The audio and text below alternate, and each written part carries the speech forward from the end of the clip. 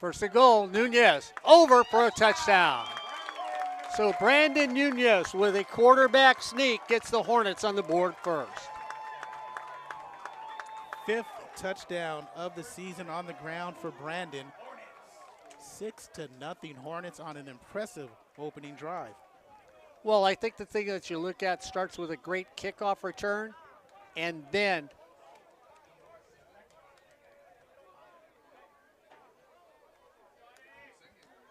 ball is spotted, kick is up, and the kick is good.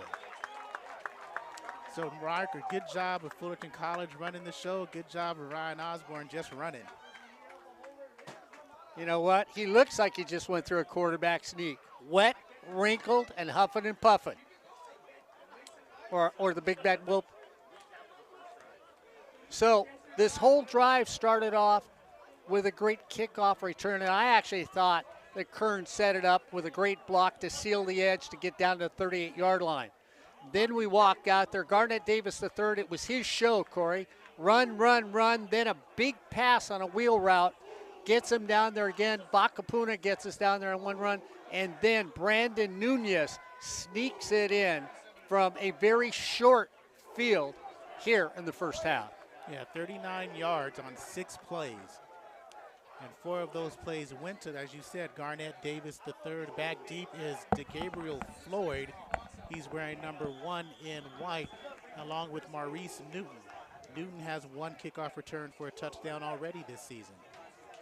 So Floyd, the big and small of it back there, when you look at him, Newton comes up. He's going to take it at the 10. He slips on the turf. Ball came out, but they should call it down because as soon as he hits the turf, the play is dead.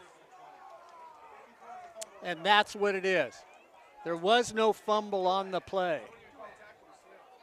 So Newton, 95 yards early in this season for a touchdown. This time slips and falls on the new field, Sherbeck Field. Yeah, I'm going to call it a stadium. Okay.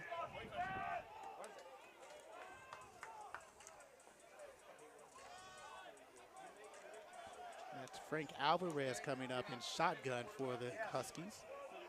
So Alvarez, the quarterback. First down and 10. Alvarez keeps it himself, cuts upfield, gets a gain of 2 on the play. Jeremiah McNeely stuffs him. That offensive line is Christian Va'a, Aaron Flores, Sire Williams, Javon Shepard, and Omega Williams up front for the Huskies. DeAndre Knox to the near side of the field. Standing next to him is going to be Bryson Corbin. Smith is back with Alvarez at running back. Second down and 8 for the Huskies.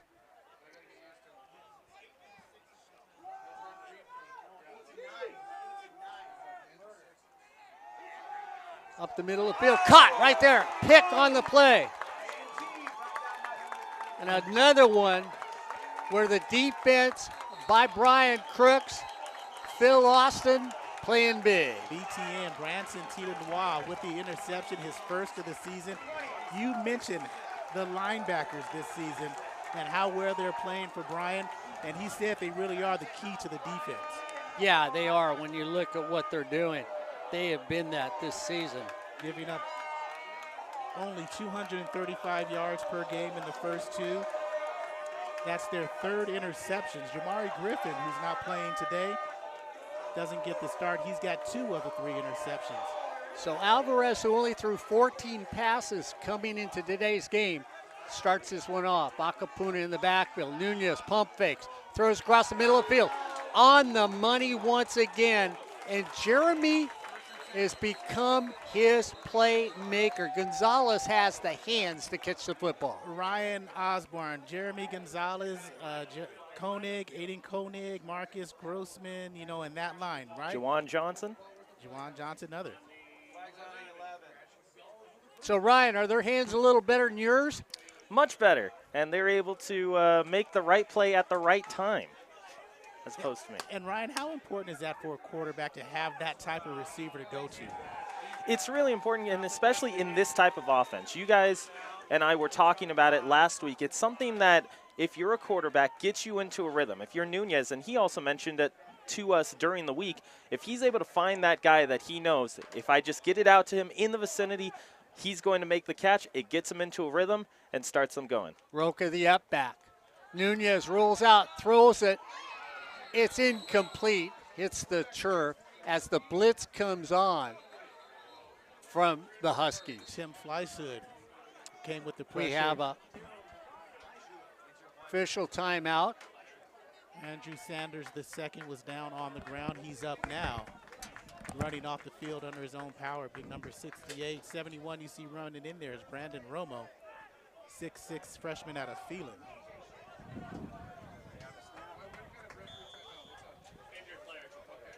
So we had an official timeout.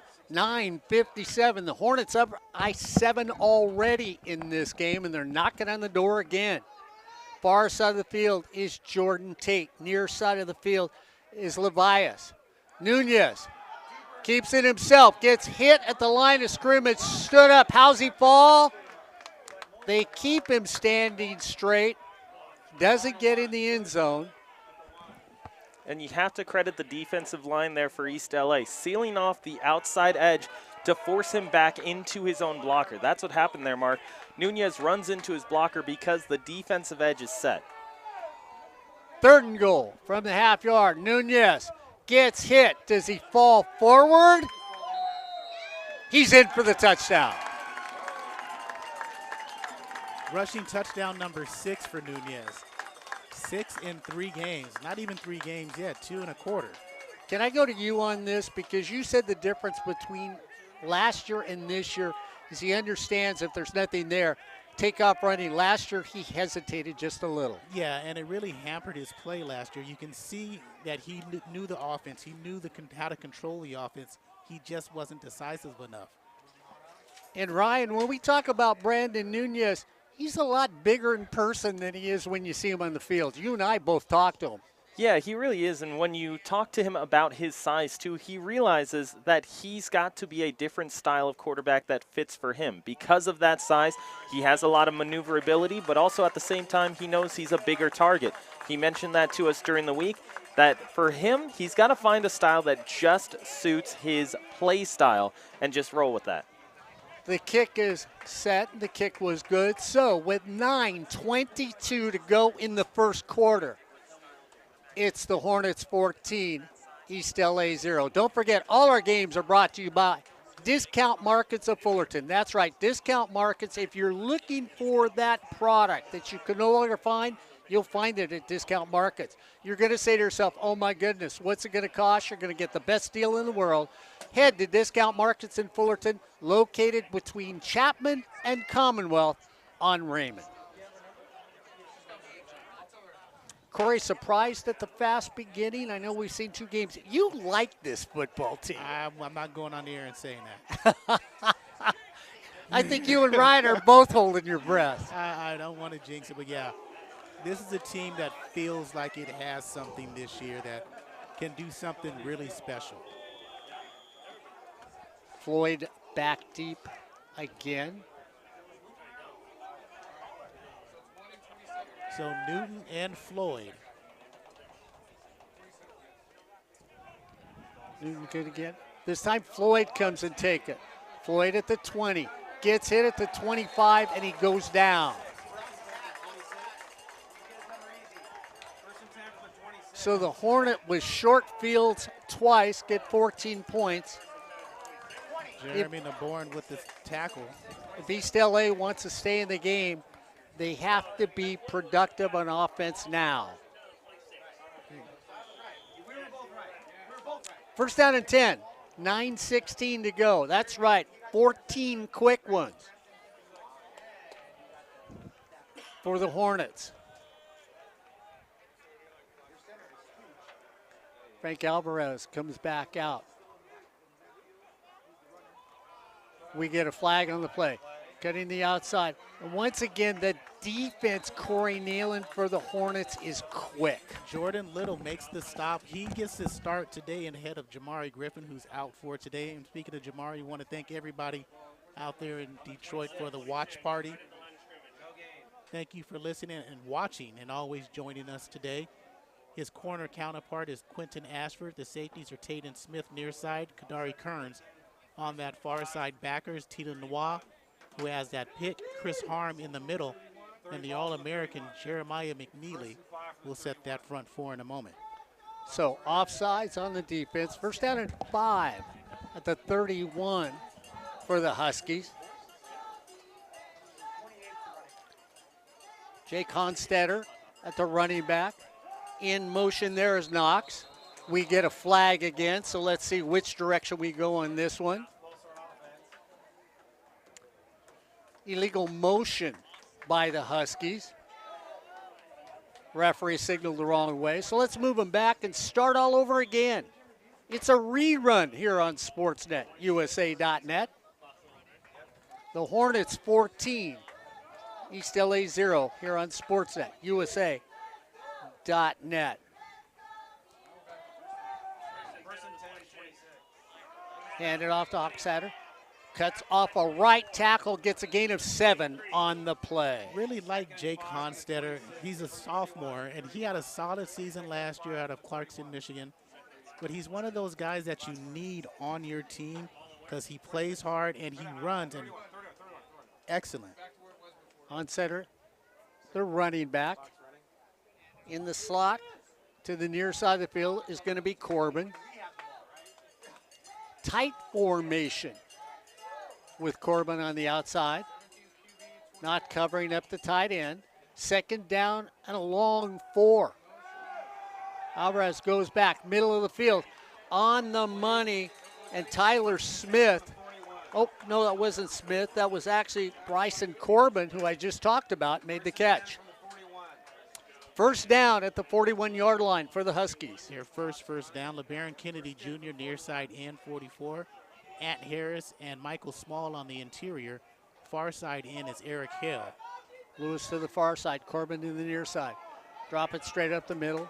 Once again, gain of 2, or maybe a short 2. I'm going to call it a short 2 since I'm short in the booth anyway. First disruption by McNeely. Chris Harm finishing it up. Tyler Smith only getting 2 yards on the play for the Huskies. Corbin to the near side. In the slot next to him is going to be Knox. Tyler Smith at running back. Alvarez at quarterback. Second down and 9 at the 42. Alvarez goes back, has time, tucks it, takes off running. Gets to the 45, but we have a flag, and normally that's in the place that somebody shouldn't have done what they did. And Alvarez is a guy who can move. His long run of the season is 26. So it's going to be against the Huskies. It's going to take them back a little. Because of the front 4 of that defense, Corey, they seem to be getting past their offensive players. Yeah, Jordan Crawford comes in for Ant Harris.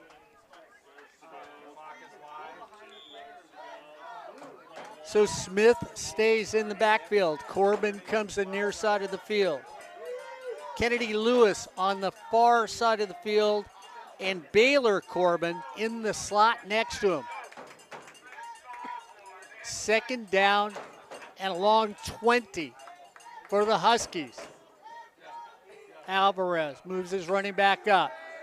Tries to set, rolls out, throws it to the flat, and drops it off to Brian Corbin, who makes it. They're going to mark him out at the 43-yard line. Can I just say, guys, how outstanding that play call was? You know you're not going to get all of that in one chunk, and they said, let's get 10 to 12 back and make it manageable. So it's going to bring up a third down. They're calling it 8 up here in the booth, and we'll agree with them with 5:40 to go here in the first quarter. Jalen Hutton comes in the near side of the field. Smith still at running back. Alvarez looks things over. Big third down. They throw it out in the flat. Quickly out there. Nice little pitch and catch to Kennedy Lewis, who doesn't get a first down, Corey. You going to punt it away if you're the Huskies? You know, act like you're going to go for it. Quentin Ashford, he's there on the stop. Kadari Kearns has to come out because his helmet came on. DeJuan Grant is now in, but a great block by Baylor Corbin to at least get him 3. So we have a 4th down and a long 4.5. Trying to get him to jump. Alvarez taking his time. Little lean. They do go for it. Here comes the pressure. Alvarez turns the corner, takes up off field. He does not make it.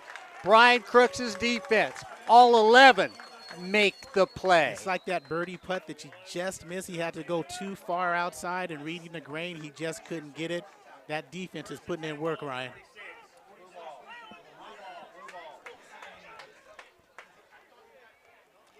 So it'll be 1st down and 10 for the Hornets right at the 46-yard line.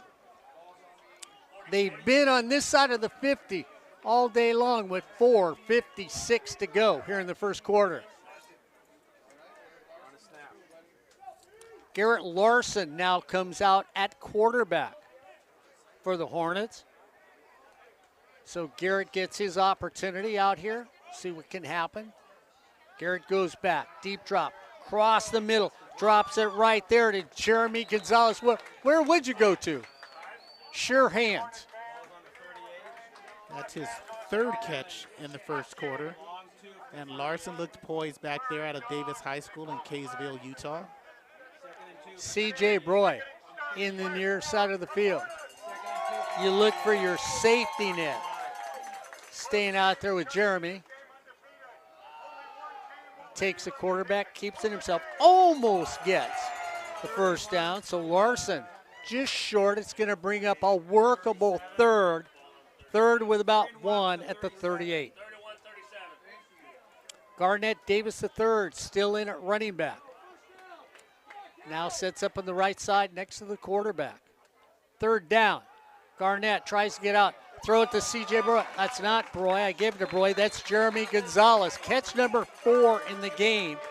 So Gonzalez is the hot pair of hands to catch the football. And it's exactly what we were talking about at the start of the broadcast, Mark. You go to Jeremy Gonzalez. He's that guy across the middle, gets you into a rhythm and gets the offense going. Far to the left, Levias. Gonzalez in the slot next to him. Hand it. Garnett Davis III up the middle, gain of a good 6 yards on the play. Wrangled by Trayvon Thomas. Trayvon with his 1st tackle on the interior as well. 2nd down and 4. Right at the 23. So changing people out. Far side of the field, Leland Smith. Next to him is going to be Christian Stewart. Come in at receivers. Garnett Davis still in the backfield. Garnett Davis III carries it again, gets over the 20, down to about the 19. It's going to bring up a workable 3rd down.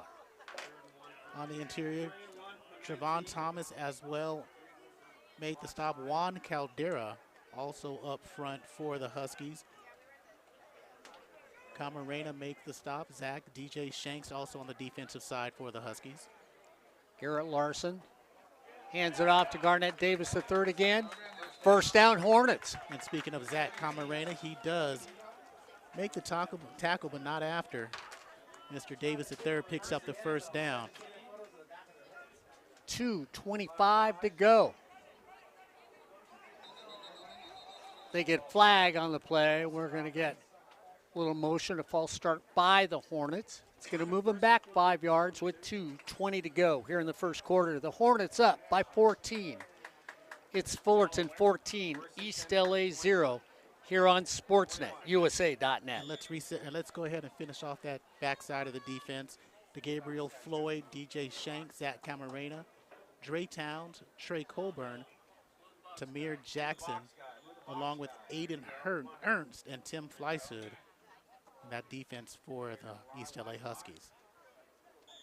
So they wind the clock. Larson looks over. Garnett Davis goes from left to right in the formation.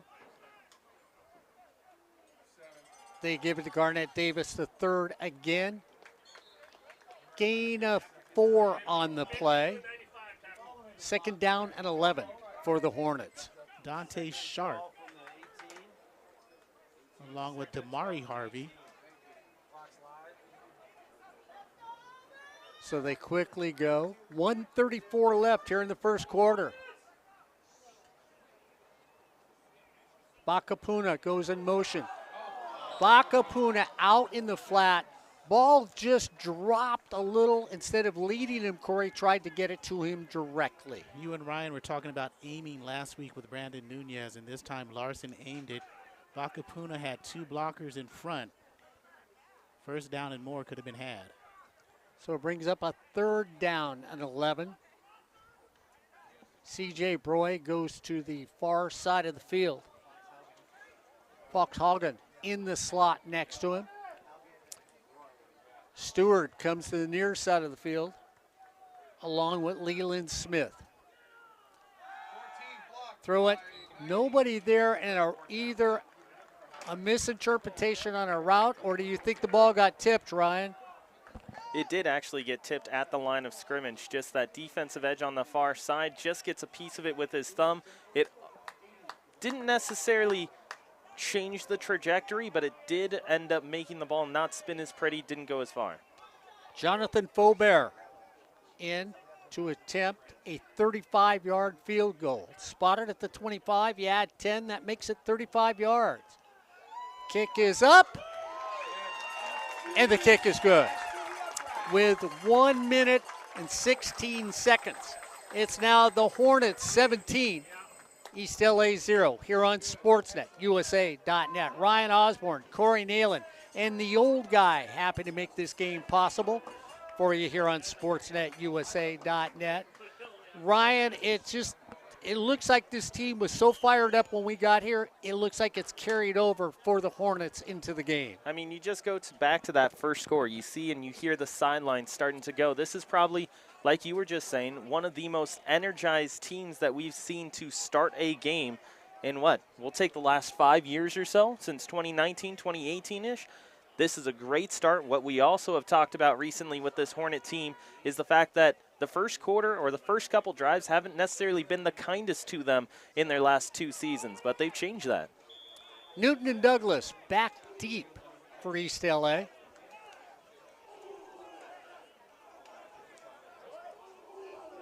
Newton to the far side of the field, Douglas to the near side of the field. Little squib kick in the middle of the field. Takes that major league bounce. Ball is out. They go down. Blue should come away with it. I can't tell. Did the official signal that direction? He did. Hornets got the ball. Far side of the field, they did signal that it was Fullerton football initially. So we'll see. The scrum's going on. Biting and kicking. Calling each other names. Hornets say they haven't. Corey and We're going. The Huskies are pretty convinced they have the football. And it is East LA. So the I tell you, initially reacted and pointed. He did. Away. Yeah, but you know what? Like I said, the biting and the kicking, the eye gouging, and then saying, you know what? Let me tell you about. And you said what to me? And you let go of the ball. I come away with it. Huge recovery by the Huskies. And that was Davian Lohman. So he won the discourse when they were talking about Locke and Rousseau. So Trillian Harris now in the game. They call him Trill. We're going to call him Trillian up here. Just we like the name. So first down and 10 for the Huskies at the 38. Straight off dive. Corey Neyland. The defense is living in the backfield with the Huskies. And that's McNeely along with his interior linebacker Diego Diaz.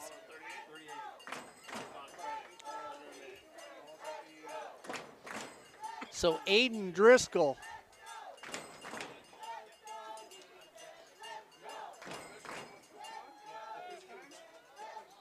or is that Jake back there? I think that's Jake is running back. That is Honstetter. Okay.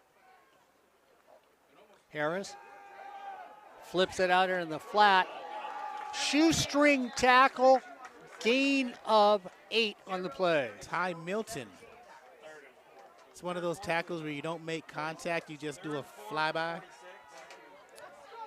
So it'll bring up a third down for East LA with 14 seconds. That should roll us over into the second quarter. As we get ready to head to the second quarter, we'll see if they get it off. I thought they were going to take their times.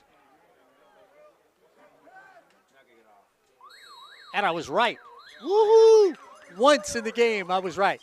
As we come to the end of the first quarter, it's the Hornets 17, East LA 0 here on Sportsnet, USA.net. Corey, Ryan, myself. Well, Ryan just went away again. I heard him running around.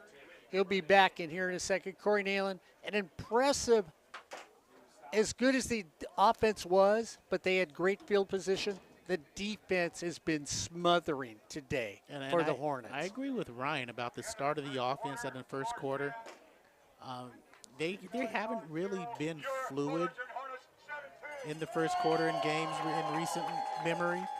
But here they've come out, and it could have been that, I don't know, conversation, lively debate that both teams had before the game. Yeah, it was. Ryan and I were setting up cameras and thought, you know, should we call the police? You know, it was one of those jarring back and forth, and we've seen that when they played Riverside and other teams, Saddleback in the past. It was one of those sort of statements.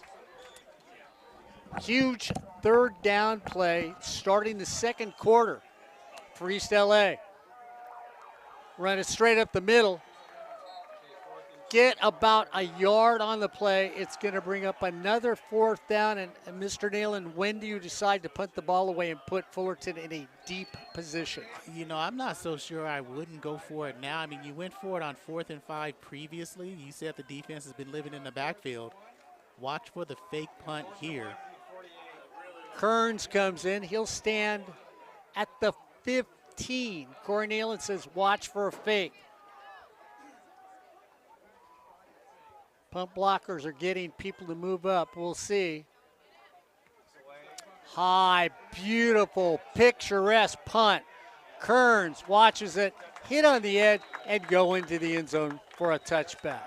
With 14-12 to go here in the second quarter, it's been all Fullerton College in this game. It's the Hornets 17, the Huskies 0 here on Sportsnet, USA.net. Don't forget, driving around town, watch the game, said I need a snack. No better place to go than Discount Markets of Fullerton.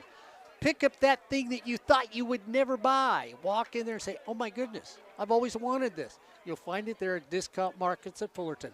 Located on Raymond between Chapman and Commonwealth in Fullerton.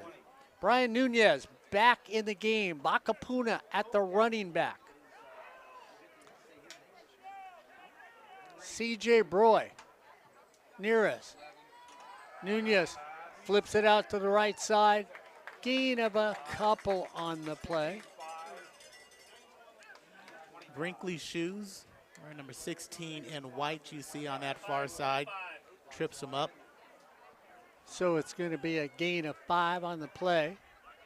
Second down for the Hornets.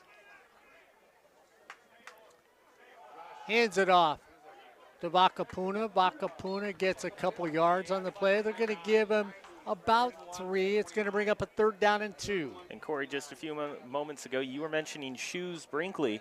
He's one of those guys that East LA, anytime that you talk to people about the program, they're pretty excited about him. Nunez looks at the sideline. C.J. Broy in the slot. Fox Hagen next to him. They give it to Bakapuna. He gets over the 30. He gets a 1st down on the play. We move the chains. Camarena with another tackle on. He's got 4 in the first half. And Bakapuna, he went to Kahuku High School. They were out here, the high school, they played Mater Dei last week. So Jordan Tate to the near side of the field. Nunez looks at Garnett Davis III in the backfield again. Has time, decides I'm going to take off. Nunez stays on his feet, gets across, gets to the 44-yard line. 1st down for the Hornets. Okay, guys, you remember running quarterbacks? They've had some. Kane Wilson could move. Ladarius Skelton might be the epitome of running quarterbacks. But it's really Jose Escobar reminiscent because of his unorthodox throwing style, and he can move. He can. First down and 10. Garnett Davis III. Up the middle, off left tackle, crosses the 50, down at the 49. And again, Trevon Thomas is in there. Also, one of the Harvey brothers, Jaquez, helps converge on the stop. But again, their tackle and makes contact at the 47, 48. Now he's at the 50. Tate near side of the field. C.J. Broy at the far side of the field. Garnett Davis gets met in the backfield and then kissed and taken out on a date. Ryan, what'd you see on that one? What I saw is that you had one guy who comes up to the line of scrimmage. Both the guard and the tackle on the left-hand side for Fullerton don't end up picking that extra guy up. And as soon as Garnett Davis III meets that first guy, well, it's not much you can do except accept the fate. Bacapuna in at running back for the Hornets. Big third down play. Brandon Nunez rolls out. He's got room. Flips it. Incomplete pass. Corey Neyland was looking for a flag. So shoes again. Nothing called, and it's the first defensive stop by East LA in this game today with 11:35 to go here in the first half.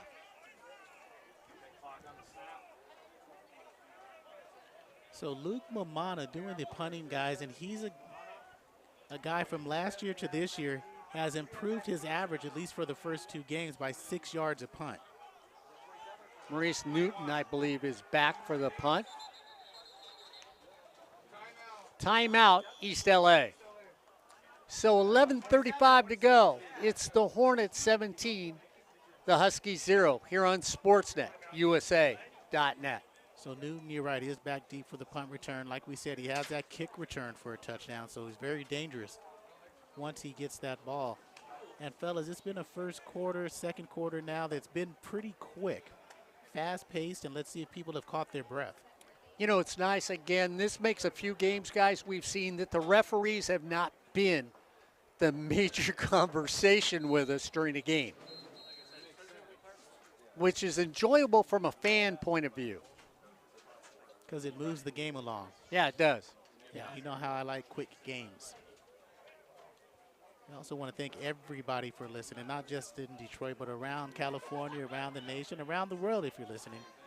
Thank you for SportsNetUSA.net. Maurice Newton is back deep for East LA. Amana getting ready to punt.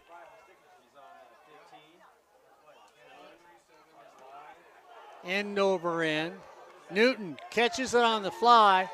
Gets met there, Corey, but stumbles for a couple extra yards. Louis Charles out of Florida. Well, guys, if you're East LA, you've got to find something positive in the sense of actually coming away with points in one of these 2 next drives that you may have in this first half. And Ryan, last week against Allen Hancock, it was simply staying in the ball game and just waiting for their time to come. Yeah, and when you mention that, you look at East LA's offense, they have the firepower to be able to do it, especially in the backfield. The question is, can they open up those lanes? You see them trying to establish their offense through the running game first, but the thing is that Fullerton's run defense has been pretty solid to start the year. On center, goes out in the flat. Another play where you are all alone on the corner, somebody goes to throw you money and you just can't catch it. And Ryan, you were just talking about that.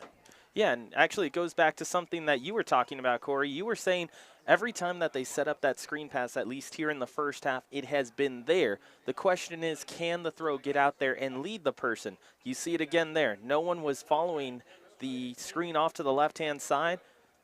Well, if you're Fullerton, you're going to have to watch for that going into the half.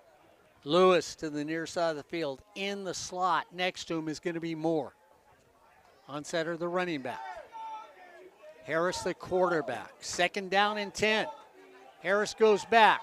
Across the middle of the field. And this time he puts it to Moore. And Moore crossing on a nice play. But we have a flag back at the 17-yard line. And Diego Diaz slips and got turned around on the interior, opened up that post pattern. And Moore's big body Illegal shift. So it's an illegal shift against the Huskies. And guys, when you look at that, it's a 5-yard penalty. That's a 22-yard penalty on the play. Yeah. Ryan Alamo in along with C.J. Nesmith on the outside. Eric Hill comes to the inside. LeBaron Kennedy Jr., on that right end. Alamo comes in on that right tackle position. So Kennedy Lewis on the near side of the field. Far side of the field is going to be Knox. Trill Harris looks over at the sidelines. Jake Honstetter is still in the backfield. Add on 5, it's 2nd down and 15. Throw it over quickly, flat, get down. Corey, you talk about getting something back. They got something back on that play. Yeah, they did, and they're going to have to go with those quick hitters. Trillian Harris, the more he has to think, the less productive he is. He's 21 of 45, 1 touchdown this season for 298 yards. But he's a big kid, big arm, and he just needs the repetitions to be a good quarterback. 3rd down and 4 for East LA. 10:45 to go here in the 2nd quarter. Hornets defense comes up. Harris turns, overshoots his receiver. Just a little too much mustard on that hot dog. Yeah, he had 2 receivers in the same location. You couldn't really tell who that was going to. That looked like Brandon Nunez's dad throwing a fastball.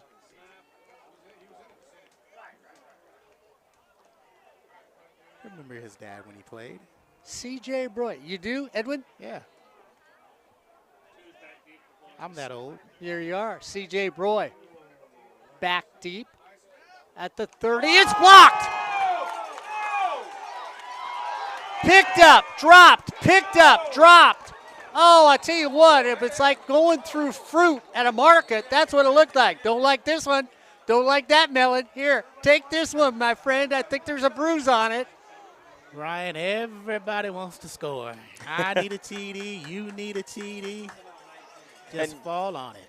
It's interesting because Corey, Mark and I have talked to the special teams guys over the last 2 weeks about something similar to that. They have the opportunity. They get a block. Do you instruct them just to go, fall on it, make sure you have the football, or pick it up and score? And what we've been told is secure the football at all costs first. You look at something here, Corey, they get the block. They're going to get the football anyways. You just got to make sure you secure it. Austin Levias to the far side of the field. C.J. Broy in the slot next to him. Near side of the field is Jordan Tate. Garnett Davis III back with Nunez. Nunez flips it up, looking to go down there. Not enough end zone. Give me 5 more yards, and Jordan Tate comes in with a touchdown. It's the rush on the outside for East LA who disrupted the flow of that pass. That's where Nunez wanted to go. Again, he had to take 2 more seconds and step up in the pocket. And guys, you know how there's team rebounds in basketball? That punt block was a team punt block because there are about 10 hands all in the backfield and all over the punter. Levias still out wide to the right. Broy in the slot next to him. Leland Stewart was there. They flip it over to the middle. Stewart's got it. Cuts. Gets down to the 15.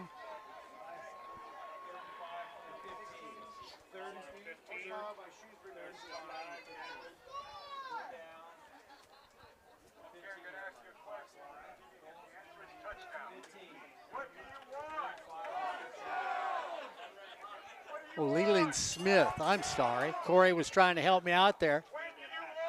Gave it to the right first name, the wrong last name. 3rd down. Nunez goes back. Across the middle of the field. Well, maybe I'll get it right this time. Touchdown, Leland Smith. From 16 yards away. And again, Brandon Nunez decisive with the pass. He was 1 route and throw. 2 steps and throw.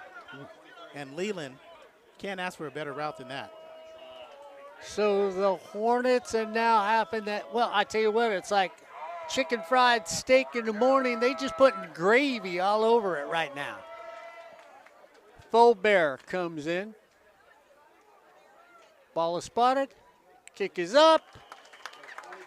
And the kick is good. Jonathan Faubert puts another one through the uprights with 9:36 to go. It's the Hornets 24, East LA 0, here on Sportsnet, USA.net. Well, I tell you what, the Hornets are playing like discount markets when you get specials. You walk in and everything good is there. That's what you want to remember. If you're watching this game today, hey, go to Discount Markets in Fullerton, located on Raymond between Commonwealth and Chapman. It's just like watching a Fullerton College football game. Everything in there is special, sweet, and within your budget here on Sportsnet, USA.net.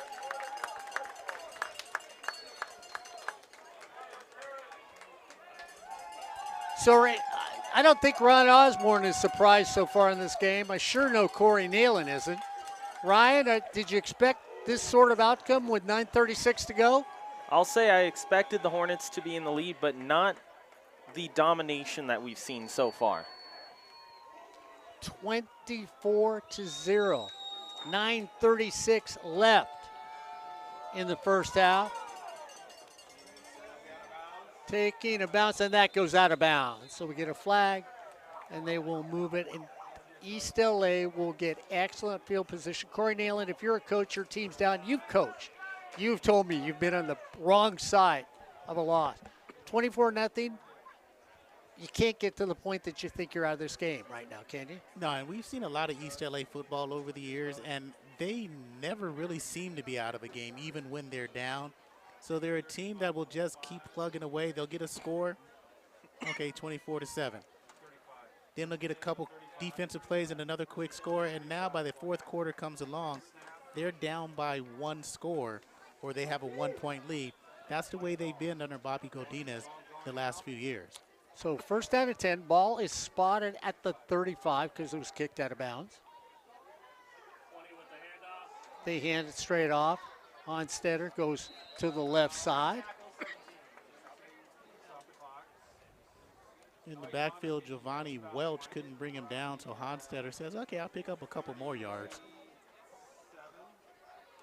So you look at Jake Honstetter. Excellent running back. Trillian Harris at quarterback. To the near side of the field is going to be Thornton. In the slot next to him is going to be Jalen Moore, who had one of the better catches that was called back in this game for East LA. Harris goes back, steps up into it. Once again, he puts it on Moore, who had another big catch taken away because of a holding call. Yeah, and that's what they can do because they're athletes and they're big bodies. So they can go over the middle and absorb that punishment, and they have a plethora of receivers that they can go to. And Trillian Harris, again, nice solid throw from the lefty. Lewis goes to the far side of the field. Moore in the slot next to him. Honstetter goes out. This time they throw that swing pass, and he gets down there. There looked like a flag came out. There is a flag down about at the 38, Corey. That looks like it should be a holding call on someone. Yeah, they might have gotten Kennedy Lewis on the outside. He was locked up with Ty Milton. So we'll see who the call is against.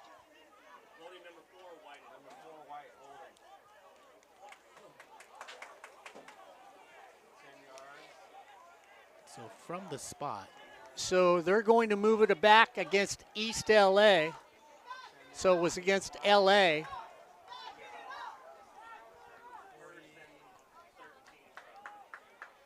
So East LA with the holding call. Ty Milton out now. Quentin Ashford is in on that far side. So again, 8:29 to go. Honstetter in the backfield. Trillian Harris at quarterback. East LA right now just can't find the rhythm. Across the middle of the field, no one there, and Corey running alone. But after the pass was Thornton, the wide receiver on the near side of the field. Nah, he was not alone. Okay. Taden Smith was there. They ran a zone. Jordan Little ran off of him as soon as the ball was in the air. And that time Fullerton defended it well. So let's see if East LA goes to the well again. So Thornton to the near side of the field, Knox with him, and then you throw in more. That's the 3 receivers to the near side of the field. Now in the slot, it's going to be Douglas. Low snap. Trillian gets it to Douglas. Douglas trying to get away. Gets up to the 40, so a nice play right there where he catches it and gets up to the 40 for a positive gain. Yeah, about 10 yards, and it could have been disastrous as Ryan, the snap was low. Trillian Harris does a nice job of picking it up and throwing. Douglas stays in the backfield. Thornton along with Jalen Moore. And Knox still the near side of the field. 3rd down. Trillian Harris is going to keep it himself. Big man stays on his feet, gets hit with a shoulder, driven out of bounds at the 30. And there's going to be a face mask. We'll tack on 15 yards to that run. So we'll see if Corey Neyland's right. Corey Neyland said he thought he saw a face mask. We'll see what the official calls. So Corey Neyland saw it, and we'll tack on another 15-yard penalty. And this will give something for the fans from East LA on the opposite side of the field, something to cheer for. They've traveled pretty well here for a noontime game. So that's going to move it all the way down to the 15 with 7:24 left in the second quarter. The Hornets are up 24-0 here on Sportsnet USA.net. Ryan, Corey, and the old guy watching an exciting community college football game here at Sherbeck Field. Harris comes up, looks things over. Little pitch to the end around. They come get a block, cross the 10, ball goes out. But we're going to get another flag, and a few more flags now here in this second quarter. DeAndre Knox with a nice run. I thought it was a nice job of blocking by East LA up front. Personal foul. They're going to call a blindside block on the near side. You know, and that block looked good. It was one of those blocks where it wasn't something vicious. It was where the blocker got in front of the defensive person, and that was Naborn, number 28 for Fullerton, and they're going to call a blindside. Wow. So now the officials are all sort of huddling up here.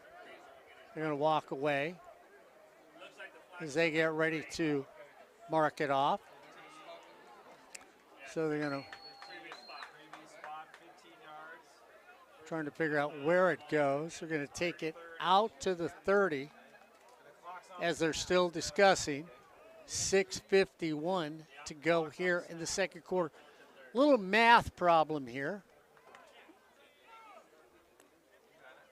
So it was at the line of scrimmage.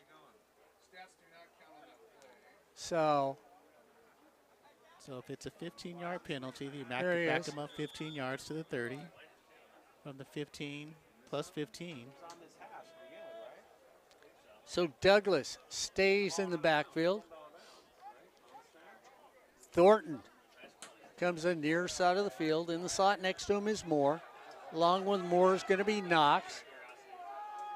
They throw it over. The 3 receivers set up blocks. Nice turn down the sidelines. Run out of bounds at the last second on a nice little play to Douglas that gets a chunk of yardage back. Cameron Thornton on the outside with the block frees him up to almost pick up back to the original line scrimmage, and actually they get 14 of the 15 back. And Corey, this goes back to what you were talking about. That play is open every time. If they swing it out left or right, it's giving them 11, 12, 13-yard chunks. Floyd comes to the near side of the field. In the slot on the far side of the field is going to be Knox. Next to Knox is Jalen Moore. Harris gets ready. Big play for LA. Harris has time, has to take it down, and Harris is just And we see a flag on the play. The penalty that's going to be there is for continuing to play without a helmet. So we're going to get a flag. Ryan Osborn is saying on C.J. Nesmith. That's not right, is it? C.J. Nesmith is going to get that flag. Coach Campbell's argument here is that he was wrapped up in being forced back towards the quarterback and had no other opportunity to excuse himself from live action. So that's what they're getting. So the player loses his helmet, continues with the play, and that's why the penalty is called. And so what they're looking for in the inside corner, and they were trying to look for Knox, but the rush was too present, and Nesmith was there when his helmet came off. Would have gotten a sack if it hadn't. And you can see them explaining it to Garrett. So it is 2nd down and 7 for East LA. Trillian Harris gets it out there, misses, beautiful play. And Corey Neyland, it looked like Douglas was going to get taken out, steps out, we get a flag. And it should be a dead ball foul as the play was over. Might be a What's that? Initially, it looked like a taunting penalty on that far side after the play. Quentin Ashford, maybe. He was very demonstrative. But again, it's one of those things where Saddleback used to do this 5, 6, 10 years ago, where they got their running backs on the outside and just let them work against the linebackers in open field. So we'll see. So Ryan Osborn was right, because Ryan Osborn said he saw the player from Fullerton taunting East LA at the end of the play, and that's where they threw the flag. Nice vision over there, Ryan. Thank you. Appreciate that. And now they're going to bring in Gabriel Floyd, who has 5 touchdowns this season rushing. But 6 overall. Tries to get to the top. Flag on the play. So with 5:10 to go, yes, this has been a long little flop there at the end. A long second quarter. We get another flag on the field.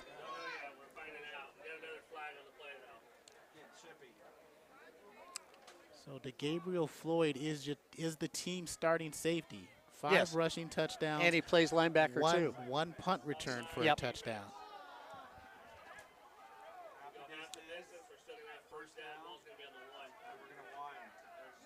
So we snide it up just a little closer. It's against the Hornets.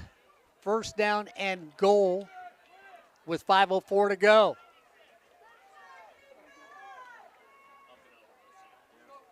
Get a little motion. Quarterback keeper doesn't get there. So he was down, and here's the thing.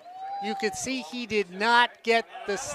And there we get another flag. And guys, Ryan Osborn, well, I think what we saw earlier in the game is starting to spill over into the actual gameplay right now. Yeah, I'd have to agree with you, Mark. It's just a little bit of contact pulling guys out of the pile at the end there. And the thing is, if this goes against the Hornets, it really hurts them considering that they actually did make the stop. A lot of the front line for the Hornets actually thought that that ball was loose underneath the pile. So if it is against Fullerton, that's going to be a real backbreaker. Let's see who they call it again. Unsportsmanlike contact against East LA. So it looked like they had a great place to be in Ryan Osborn. They didn't pay the rent, and now they're out on the street looking for a new home. If I heard it correctly, it goes against the quarterback too. So they said it was called against the quarterback. So Harris got the penalty. And you mentioned it, Mark. You and I were out here real early seeing both of these two teams kind of exchanging pleasantries back and forth before the game starts, before warm-ups even start. You're starting to see that intensity spill over. Moore comes in near side of the field. Look for Moore, see what he can do. Harris fakes it. He's going to take it, decides to throw, Incomplete pass. And Corey, I thought he was going to take off running because there seemed like a lot of yardage he could have picked up. And if it's Frank Alvarez, he would have taken off running and possibly scored. Trillian Harris, he's not that guy who's going to take off running. He's mobile, but he'd rather throw. So it brings a 3rd and goal from the 15. 6'5", 215 for Mission Viejo High School. And Harris at quarterback. Douglas at running back. Knox, Lewis, Moore to the near side of the field. Big 3rd down play. 4:20 here in the 2nd quarter.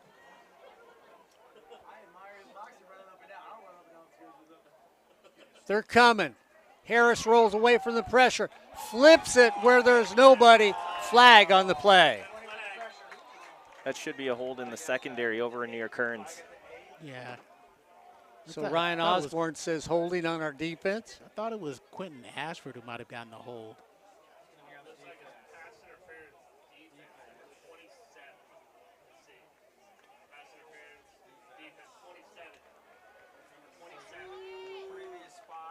And you're correct, Corey. It is against Ashford. So they're going to move it up. So they're going to call it at the 1. Back and forth, back and forth. You know, we Corey, go. Corey and Mark, you guys were talking last week about the smoothness and flow of the first half against Canyons. That's all stopped.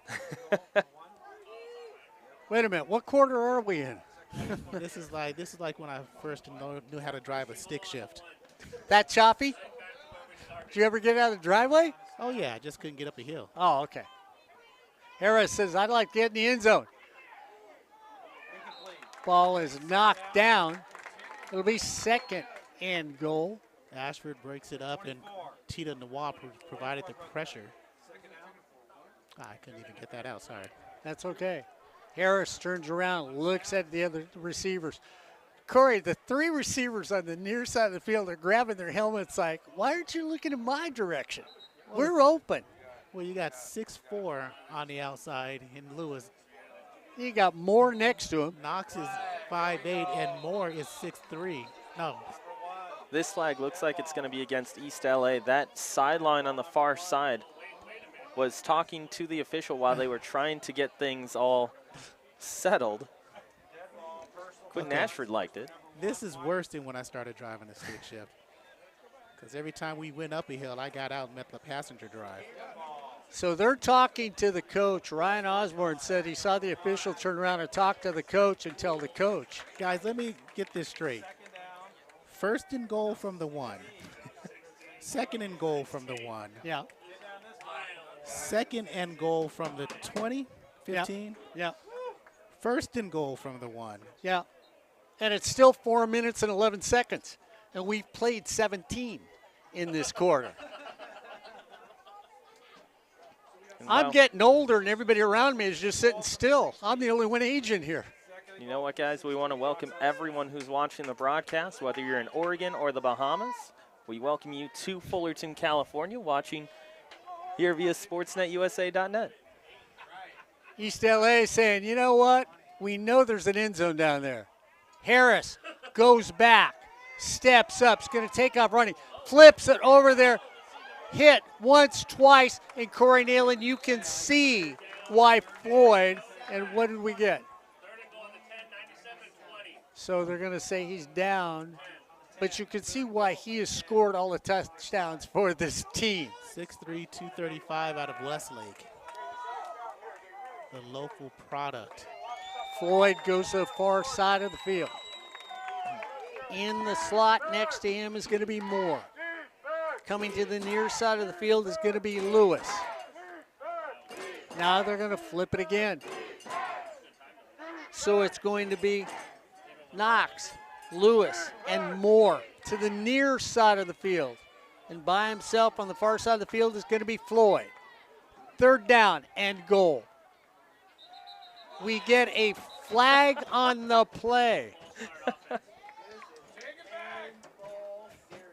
So Ryan mentioned Oregon and the Bahamas where you're listening to. We mentioned Detroit earlier. As much travel as they've done on this series, I think they could reach all three places. I was going to say. So East LA has a one-on-one matchup with Floyd against Quentin Ashford at the goal line. Floyd is 6'3", Ashford is 5'11". Let's see. Well, you know they're going to try it. You know, Ryan, I hope you're recapping this second quarter at halftime. I know it'll take you 45 minutes just to say what happened in the first 30 seconds, but that's okay. Hey, you know what? That's why you call me 30 minutes. That's it. Because we got to get this halftime going, and we're going to have plenty of time to talk when it comes to these flags. So Floyd comes to the near side of the field, Corey. And there shouldn't be any delay of game calls because there's no game clock. Let's move it back 5 yards for delay of game. So you know there's no play clocks on the field, so it's very difficult for everybody to see. Slip on the turn, across the middle of the field. Picked by the Hornets. And Tita Noir has it, his second pick at the goal line. He's going down at the 20, at the 10. He gets taken down. An 89-yard return. Can I say that? Yes, you or can. Am I a little off on this? No, he's at the 15. So we'll say an 84-yard return. And Branson, his second interception today, and almost took that one to the house. Ryan, you had a great view of that pick.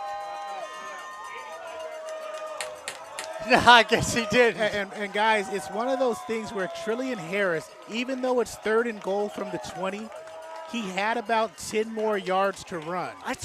Yeah, thank you. And I'm going to go back to it after this play.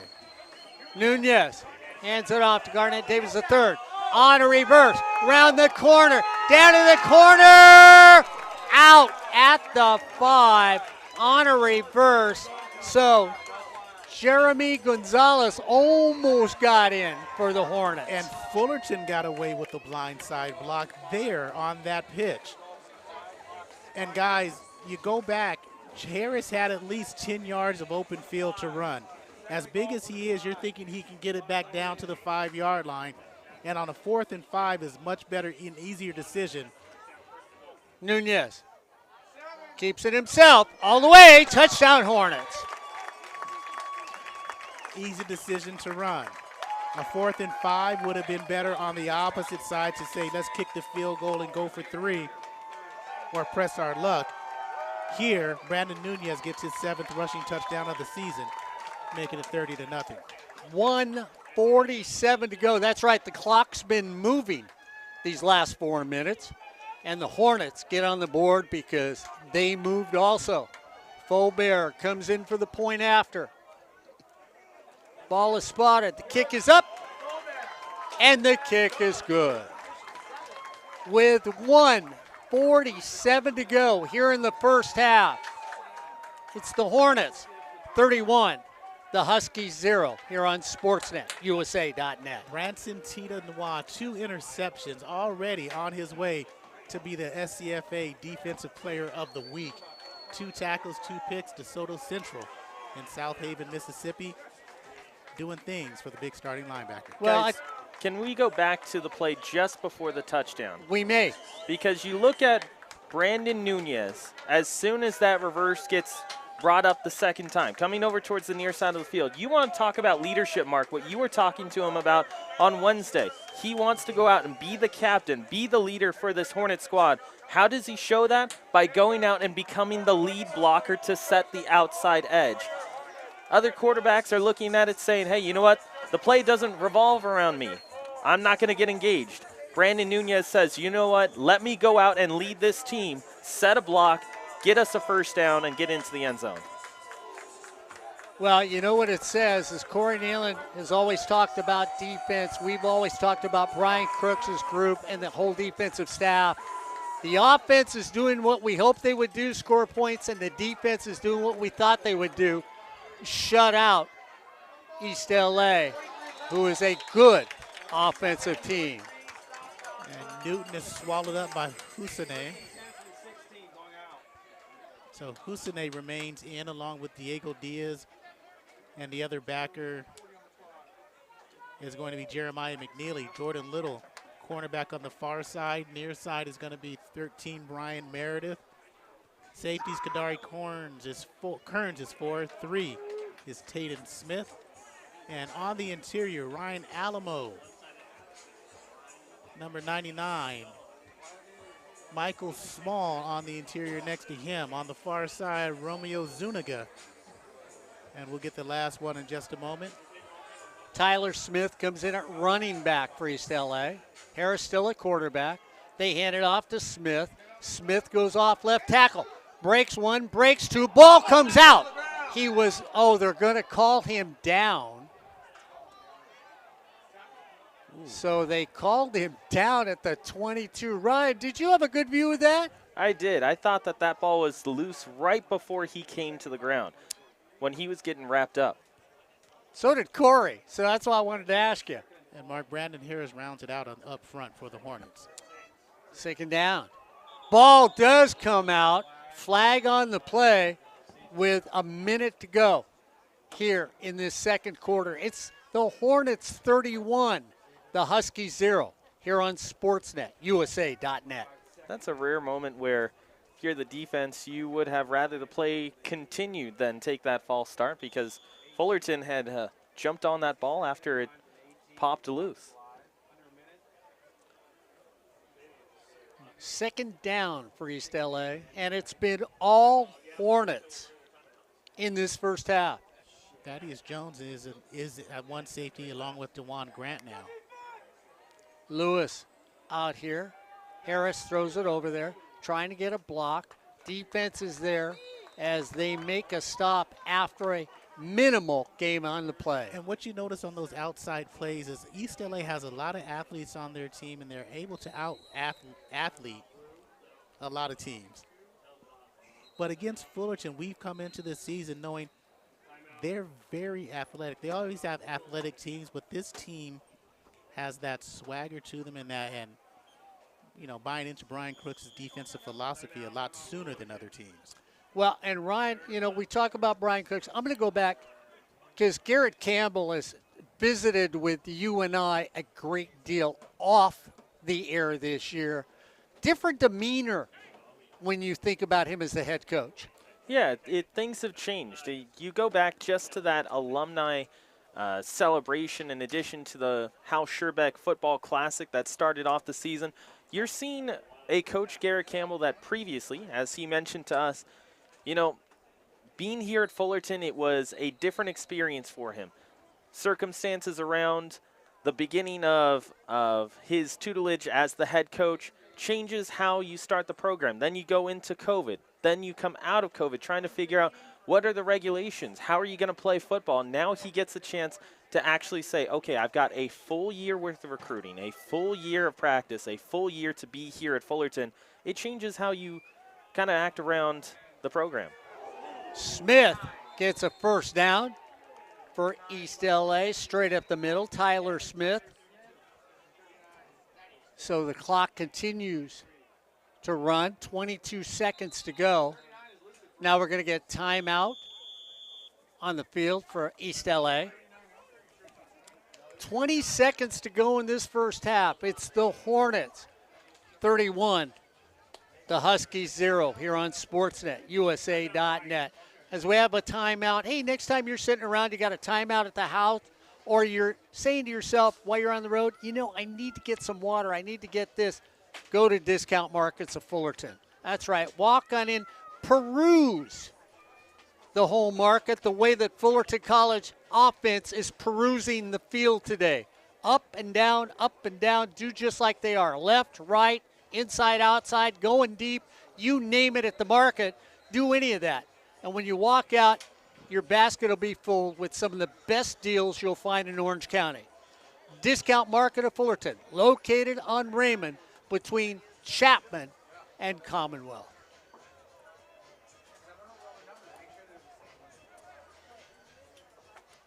1st and 10 for the Huskies, something we haven't said a lot of today in this first half. Trillian Harris goes over, throws it, caught. Hands get underneath it on a nice catch there by Corbin. That's Bryson Corbin. As he gets his hands down low, they move up quickly to the 48. They'll spike it. 10 seconds to go.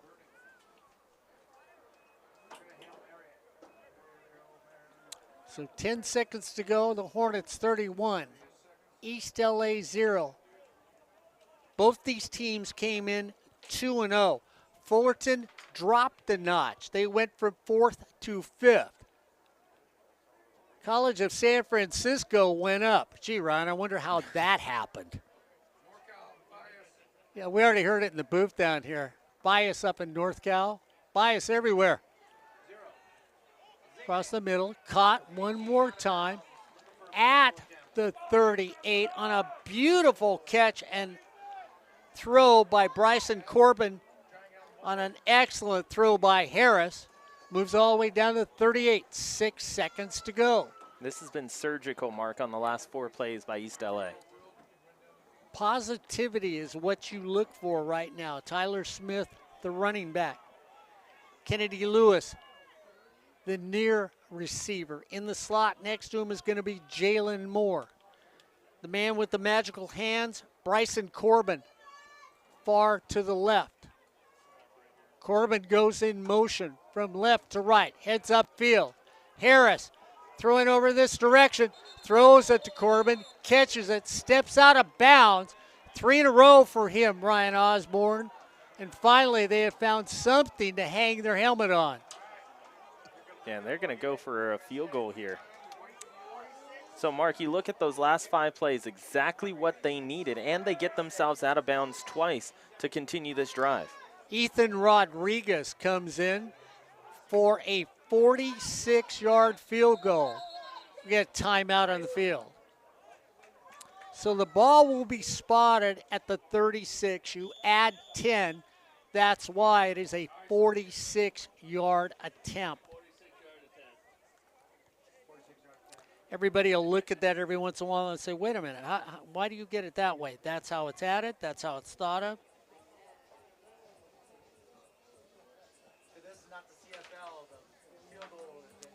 Ethan Rodriguez, so far this season, has attempted 4 field goals. He has made 3 of them, and his longest one this season, Ryan Osborn, 42 yards. So he has made a 42-yarder, so this is within his range. 3 of 4, 75% field goal percentage for the young man from East LA.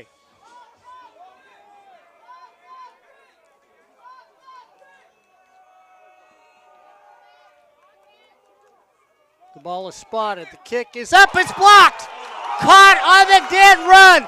And once again, the team has come back big as it's the special teams has gone crazy today as Quentin Ashford gets it on the hop and takes it all the way home. Mark, you go back to the trajectory of that kick. You know it's going to be a longer field goal attempt. So what do? You make sure you send everyone because you know that football is not going to be popped over top of the line as much as it would if it was a little chip shot. It gives you an extra opportunity to get up to the line of scrimmage and get your hand on it. You look at how that ball pops up as well. Mark, it almost looked like you were just kind of underhanding it up in a game of 3 flags up. Quentin Ashford makes the catch and fields it correctly with his momentum going towards the end zone. Well, you know, Ryan, if you and I were talking at halftime, I'd say, what do we talk about? Because nothing has gone wrong for this Hornet team today against East LA. I mean, everything you would hope for, Ryan, has happened. Yeah, and you take a look at it. Special teams has been on. You look at the Hornets offense, 4 out of their 5 drives they have scored on. The defense has taken the ball away twice. Every single facet of the game so far, including returns, has been clicking for Fullerton College. So when you mention that, Mark, it's not just, yeah, Fullerton has been putting up points. Very simply, every single facet of the game for the Fullerton College Hornets has been going exactly how they would like it. So they're moving. While you and I were talking, I missed the flag on the field, so they're going to spot the ball. I believe it was a delay of game. Oh, is that what it was? Because everybody ran out on the field? Right. Okay. So that's what we're going to call. Everybody ran out. Fulber will try a 35-yarder. The kick is up, and the kick is good. Like I said, Ryan, everything is working today. So we come to the end of the first half. It's your Fullerton College Hornets 37, East LA 0 on Sportsnet, US 38 on Sportsnet, USA.net. Well, I was looking at the scoreboard. It was that extra number to get up there real quick, so I'll just point my finger at the handsome gentleman sitting to my left. Got to find somebody to point it out. Speaking of handsome gentlemen, we'll see what's going around the CCCAA with Ryan Osborn here at halftime. And Ryan, I don't think anybody else has had a game like this afternoon here on the CCCAA. No, Mark, and you take a look at everything for Fullerton College. Yes, it's going right for this team, but you also have to look at the fact that on the other side, East LA has had some troubles getting themselves up the field. And do the flags have something to do with it, or is it Fullerton's defense?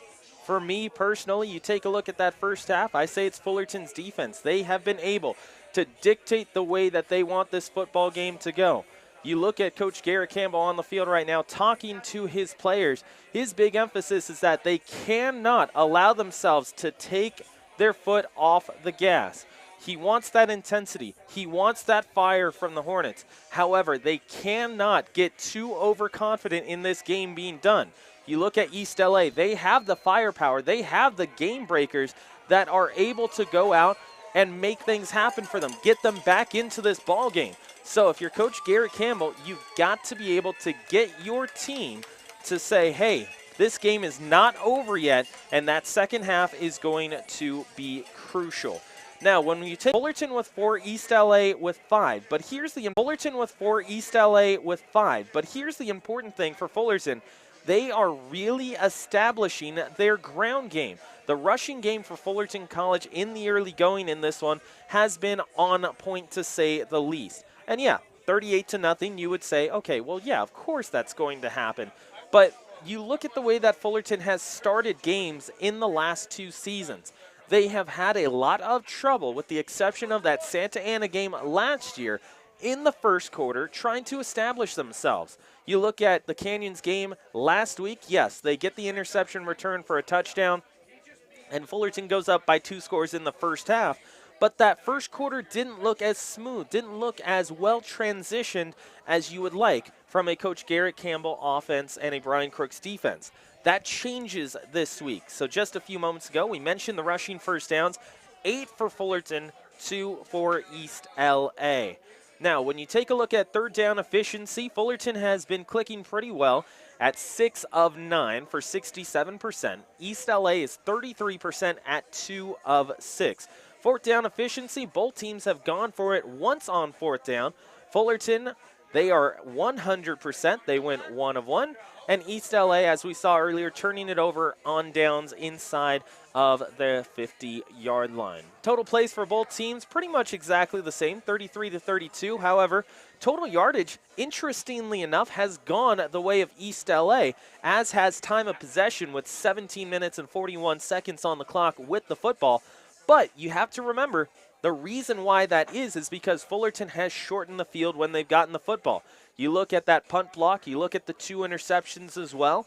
Well, Fullerton hasn't had to start from inside their own 30, inside their own 40, so the yardage is going to be a little askewed when you take a look at the overall stats to this point. So 180 yards so far for East LA, 154 for Fullerton, average of about 5.5 for East LA, 4.7 on the other side for the Fullerton Hornets. Net yards passing, 142 for East LA, 80 so far for the Hornets, but that includes a passing touchdown. When you're looking at the total sacks, just one for East LA. They got to Brandon Nunez once. Fullerton has not been inside the backfield if you take away that penalty that was called earlier. If you take a look at the overall totals for turnovers to this point, as we mentioned earlier, 2 interceptions for a grand total of 83 yards for Fullerton College, both of them by Branson Tidenois, who has led the Hornets so far in takeaways. So he does that again in this matchup. And 2 interceptions, 83 yards, no touchdowns. That's 2 takeaways for the Hornets, and also another turnover on downs that is credited to East LA. Take a look at the 2 offenses from an individual standpoint on both sides. Trillian Harris, 11 for 17 for 116 and an interception. Frank Alvarez went 3 of 4 for 26 yards and 1 pick as well. On the other side for Fullerton, Brandon Nunez has had one nice afternoon to start things off in the first half. Brandon Nunez, 7 of 10, 63 yards with a touchdown. Garrett Larson got in there for a series. He went 2 of 4 for 17 yards, no touchdowns and no picks. On East LA's side for rushing, Tyler Smith, 3 attempts for 20 yards, 6.5. That's his average with a long of 12. You saw him put in a lot of work on that drive that went over 70 yards for East LA. Tyler Smith worked on all 3 times that he had the football. Trillian Harris has rushed twice for 8 yards, an average of 4, with a long of 8. Fullerton, on the other hand, we talked about Brandon Nunez having a real good start today. 6 attempts, 29 yards, 4.8 on the average. So essentially 5 yards every time he carries the football, with a long of 13 and 3 touchdowns to his credit. Remember, he had a couple in the first game. He had 1 last week. You add the 3 from this week. Now he's got 6 touchdowns on the ground, in addition to 3 passing touchdowns as well. 9 touchdowns for the Hornets overall for Brandon Nunez, and he is leading the way. Right after him, running back Garnett Davis III, 9 attempts, 28 yards, a long of 7. Jeremy Gonzalez also getting in on it on that reverse that went on the left side. Just ended up missing, getting into the end zone. But 1 attempt, 10 yards. He got the first down, and he set up Fullerton pretty well. Speaking of Jeremy Gonzalez, he leads all receivers on Fullerton's side with 4 receptions for 39 yards. All 4 of those receptions came on the first 2 series of the game. He started Fullerton off, gave Brandon Nunez a little bit of a rhythm. They were able to trust him. He had a long of 15 and averaged about 10 every time he caught the football. On the other side, Bryson Corbin. You heard Mark call his name a lot because he's a big type receiver. He goes out, he gets the football. He's got 7 receptions in the first half for 75 yards, averaging over 10 yards every time he catches the football with a long of 15.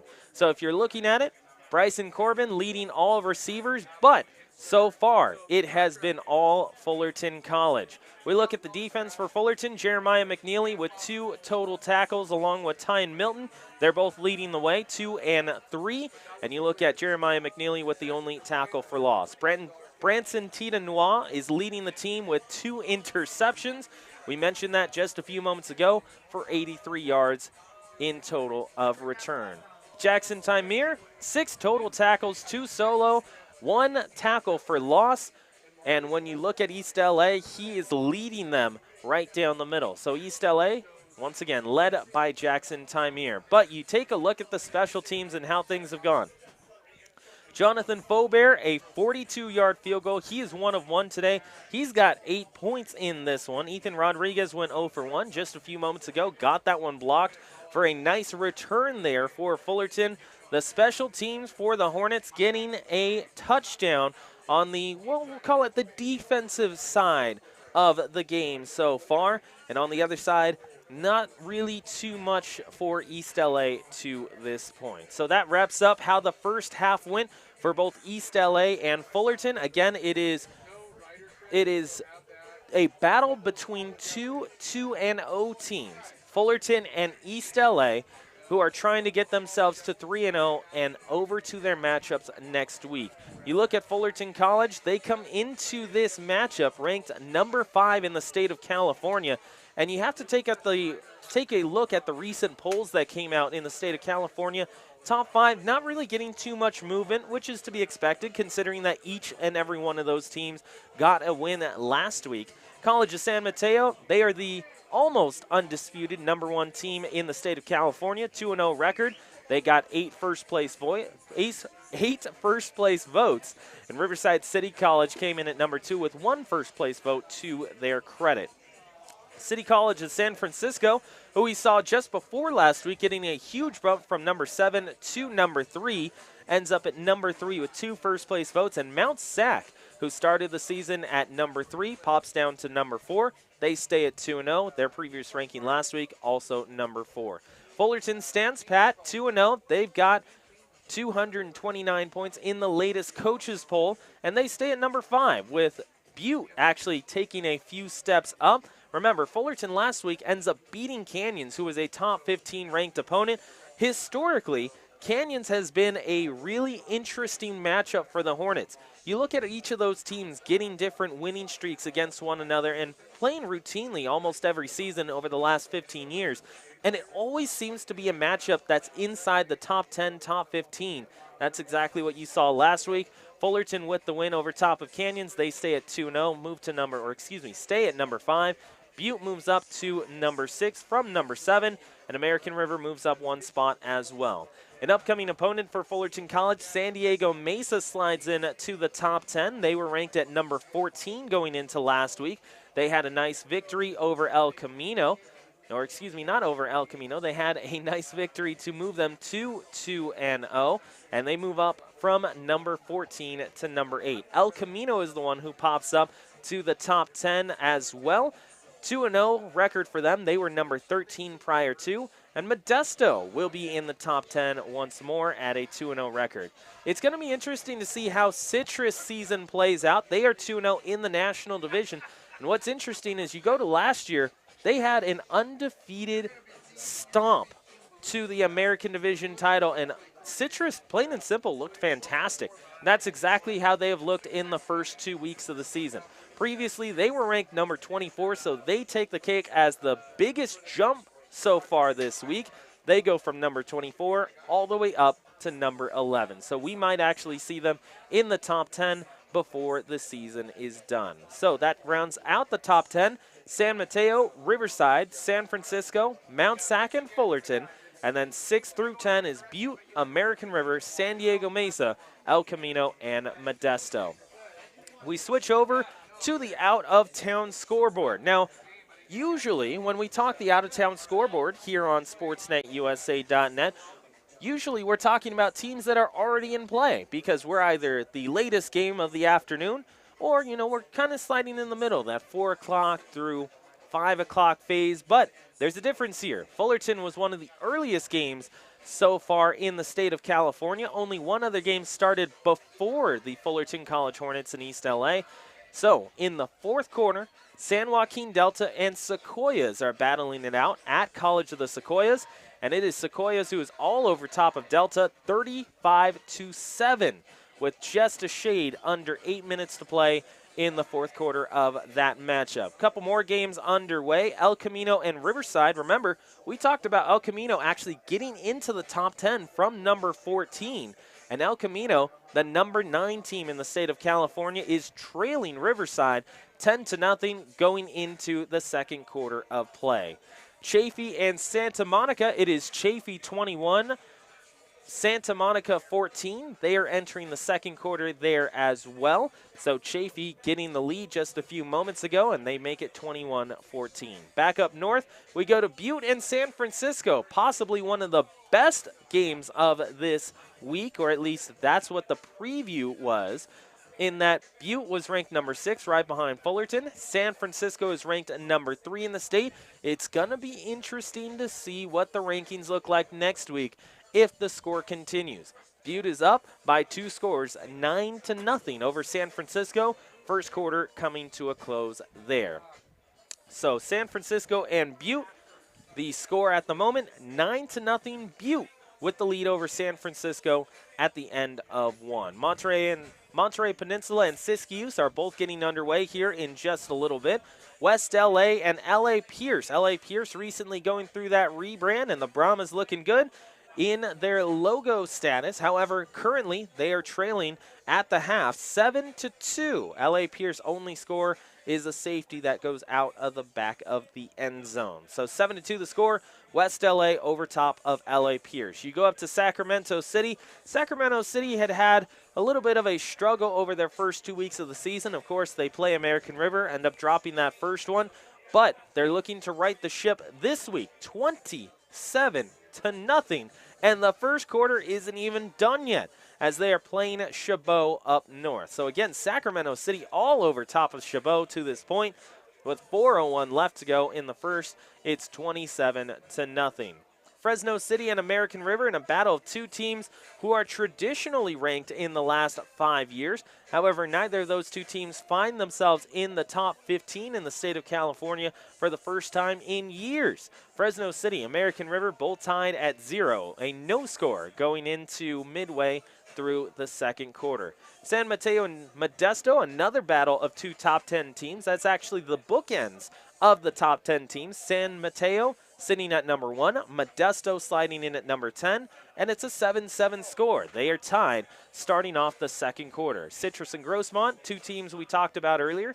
Citrus trying to keep that undefeated season going and trying to keep their win streak overall going. They have the longest active winning streak in the state of California, does Citrus.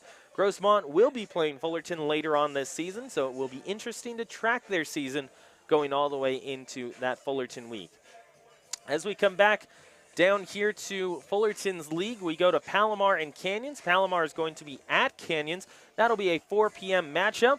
Palomar and Canyons, you look at Palomar trying to stay with the top 4, the big 4, if you will, in their current division, current league. Raymond Vasquez and I talked about it on the Coaches Show this week. Palomar's trying to stay up there with the likes of Fullerton, the likes of Riverside, the likes of San Diego Mesa.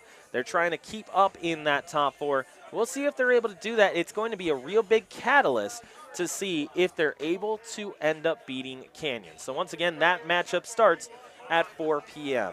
If we want to stay here in Southern California with a matchup of big ranked opponents, San Diego Mesa in the top 10, Golden West sitting just outside.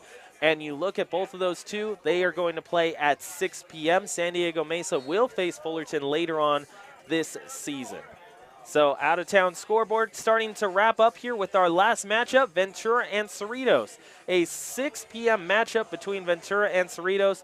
And I know personally both of those two teams, every time that they play Fullerton, they play them tough. And actually, you go back to last season. Cerritos coming to Fullerton College, playing at Fullerton Union High School, and they beat the Hornets. And at the time when they beat the Hornets, everyone said, okay, you know, we're looking at Fullerton as like a 6-4 team, maybe a 7-3 team going into the end of the season. We're going to get a bowl game out of this. But that was the game that changed things for Fullerton College. You saw the Fullerton College Hornets have, you know what? We'll say it plainly. They had a sloppy game that day. Lots of penalties for over 150 yards worth of penalties against them. Their offense didn't click. The defense wasn't there. After that, the coaching staff got the team together, looked at them in the face and said, hey, we are a lot better than this. We can play better than this, and we will play better than this. And after that, they went on that surprise run all the way to the Southern California Championship. So Cerritos, lots of familiarity with Fullerton going just back to last year. Ventura College, well, those Southern California Championships and semifinals, enough has been said about that. So that's the last matchup in Southern California that we're keeping an eye on. That starts at 6 p.m., Cerritos at Ventura. As we come back to this one, a reminder, it's 38-0 as we get set to come out of the half, as we get set to reintroduce the voices of the Fullerton College Hornets coming up here in just a moment. Corey Neyland, Mark Pavlovich here, live from Fullerton at House Scherbeck Field. And guys, 38-0, very simple. We knew Fullerton would have a good start in this one just based off the comments and the energy that we felt from the coaching staff during the week. But did you guys expect 38-0? No, I didn't. Not at all. And I appreciate the fact that you said I'm alive. So that was nice. Thanks, Ryan, because sometimes I'm not quite sure when I'm up here in the booth with both of you here on Sportsnet. Corey Neyland, you've got the stats. You got the stats in front of you. Really, when you look at the stats, you wouldn't think necessarily the score is that on individual stats. Yeah, you would. You would? Oh, well, yeah. Okay. 12 first downs, 10 first downs, 74 yards on the ground, 154 yards through the air. It's not bad. But, yeah, you would on the defensive side of the ball because total yards is 180 on total offense. Fullerton, and yeah, this is where you would say you wouldn't think the offensive stats would say because they only had 154 yards. But again, 2 fumbles lost, or excuse me, 2 interceptions for East LA that they threw, and their offense has just sputtered. They haven't been able to do anything positive on the offensive side of the ball. And Fullerton, because they've had those short fields to work with, 38 points is impressive. That means they've been efficient. 7 of 10, passing 63 yards, 1 touchdown. Leading rusher is Davis III, 28 yards, Nunez with 29. But again, 3 rushing touchdowns for Brandon. Receiving 4 for 39 for Jeremy Gonzalez. I still got balance. But again, you turn it to the offensive side for East LA. 20 yards rushing for Tyler Smith, 8 for Trillian Harris. 116-yard passing, but again, 2 interceptions. 1 for Harris, 1 for Alvarez. And they haven't done anything. No, they haven't. And, I mean, the thing that you look at and what you feel about it is it looked like a couple times they could do stuff. Then mistakes set in. They had first and goal. Then they got backed up. Then they had first and goal. They got backed up. And then when they finally try the field goal, because their kicker has been good from 42 yards, he starts it off low. It gets blocked at the line of scrimmage. Gets the big hop. Ashford picks it up and takes it home. So let's get ready for another half of community college football here on Sportsnet, USA.net.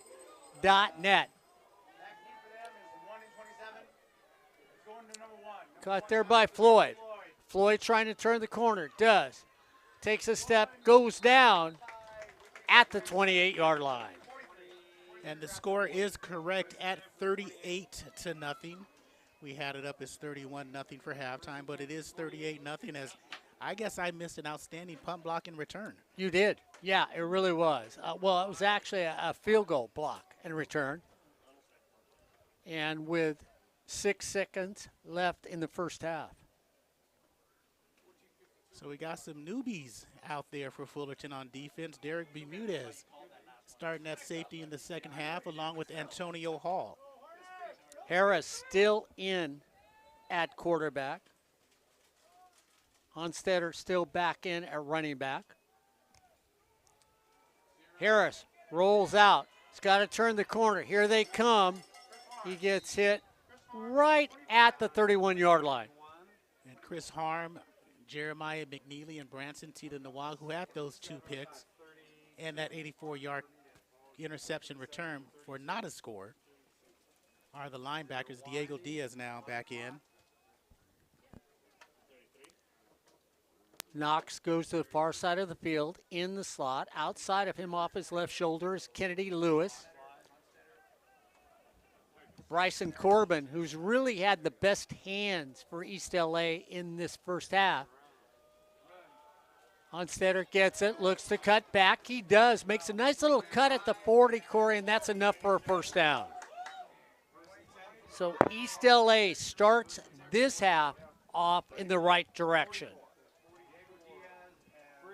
First and 10 from the 44. Harris looks over the sidelines. Honstetter still there, near side of the field. Bryson Corbin. First down and 10 for East LA. Down by 38. They want to get something on the board. Pump fake, step up, pump fake, throwing deep, middle of the field. Tries to get it out there, and Corey had time to throw it, couldn't set his feet to get it to Knox. No, you're going to say no? No, he didn't have time to set his feet. He wasn't going to get there because, again, he steps up in the pocket, and he should have taken off running. He should have picked up that 5 positive yardage to get in some type of rhythm. And then on that next pass attempt, maybe he's got something there. But you have to read what the defense is giving you. They're daring him to run. He's got to penalize Fullerton for doing that. Lewis, far side of the field. Baylor Corbin in the slot on the other side. Straight up the middle. Jake Honstetter gets a gain of about maybe 6.5 inches. McNeely underneath the pile. And here comes Smith for Honstetter, Mark. Yeah. Little scat back. He can do everything. He can quarterback, receiver, running back. So we'll see what's going on. Big third down play with 13:09 left here in the third quarter. Hornets are coming. And when they come, they hit somebody, Corey Neyland. This defense is just special, at least on today. So Branson Tita Noah, 5 tackles. I'm guessing on the tackles. Okay. 2 interceptions. He did have 2 interceptions. And 1 sack on the day. I'm telling you, Defensive Player of the Week for the SCFA. C.J. Broy back deep for the Hornets at the 11. 12:32 to go here in the third quarter. The Hornets up 38-0 against East LA. Big kick. Broy comes up. Broy gets it, drops it, but it goes right back into his knees. Ryan Osborn, I tell you what, if you're East LA, everything's going wrong for you. And so Branson actually has 3 tackles.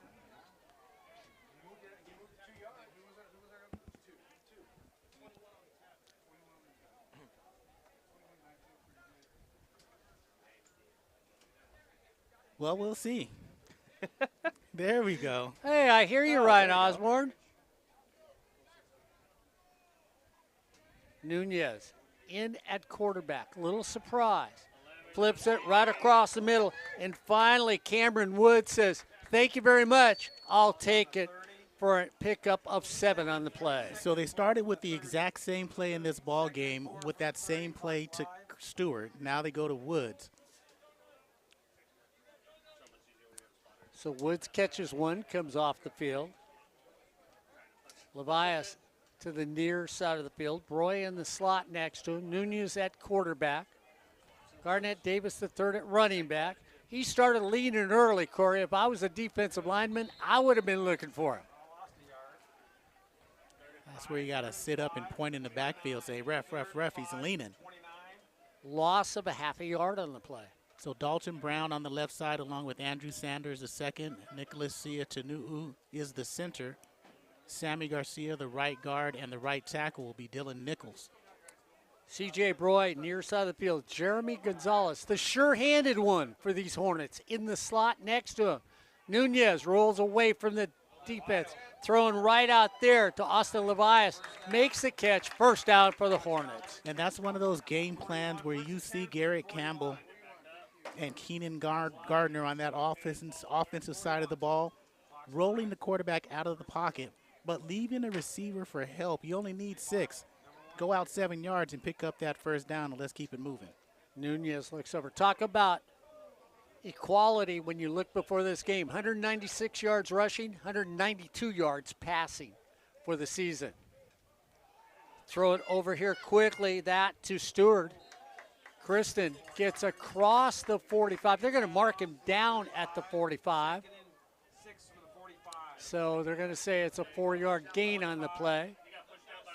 10:22 to go here in the third quarter. It's all Fullerton here on SportsNetUSA.net. Brandon Nunez takes it up the middle, gets smacked at about the 48. So they're gonna give him a gain. They're gonna give it to the they're gonna give it at the 48. So it'll be a long 2 yards for the Hornets on third down. Met by Floyd and Camarena, and there's an official's timeout as that's Dylan Nichols. Was waiting at the 48. So offensive lineman down on the field.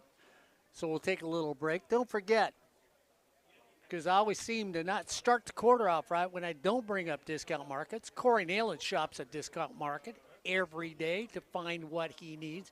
Ryan Osborn, an occasional visitor at Discount Markets of Fullerton. And, of course, if you're looking for me, well, every Wednesday, Thursday, or Friday, you'll find me at Discount Markets because I'll go in there every day finding something new that I haven't gotten before and then realizing it's what I wanted at an outrageous price. So if you're out there shopping, don't forget, Discount Markets at Fullerton, located on Raymond between Chapman and Commonwealth in the city of Fullerton.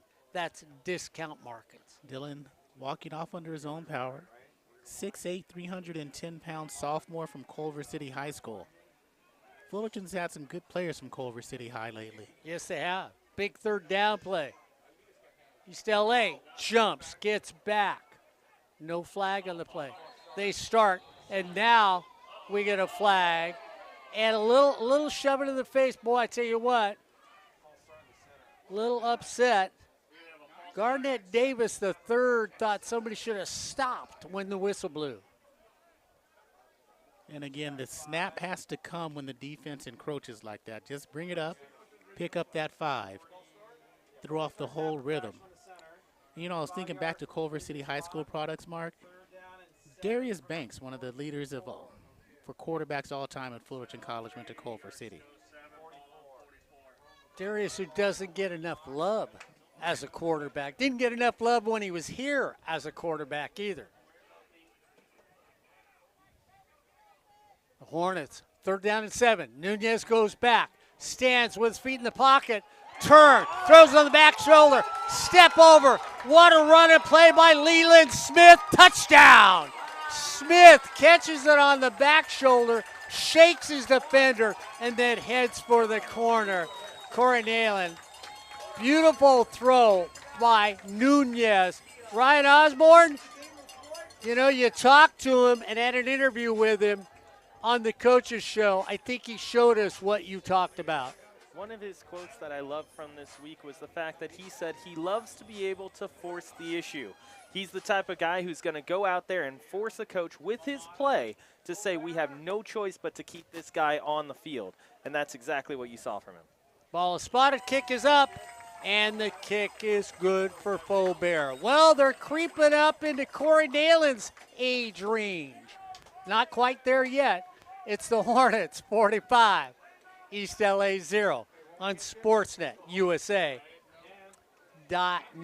Corey, Mark, I very quickly want to welcome everyone watching from around the country. We already mentioned Oregon and the Bahamas. We also want to welcome everyone who's watching in Texas, Alabama, and the Carolinas, too. You know, I'm trying to figure out what Ryan's map looks like. Oregon and the Bahamas, well, like they're next to each other. You know what? Fullerton's racking up those frequent flyer miles to go. You love the community college atmosphere. Growing up, it was community college and it was local. Now it's community college and it's global. And you like everybody because all forms and all walks of life coming to Fullerton College and East LA, just showing you just how much talent is out there. Hey, we are the community. When you think about everybody you get to talk to, that's the joy that Ryan and I have on the Coaches Show, which you can see every week at KBPK. Reminds me of Black Dynamite. But I call games for the community. Little pooch kick in the middle. Taking it to 30. Big man says, I get to run it. Look at me go.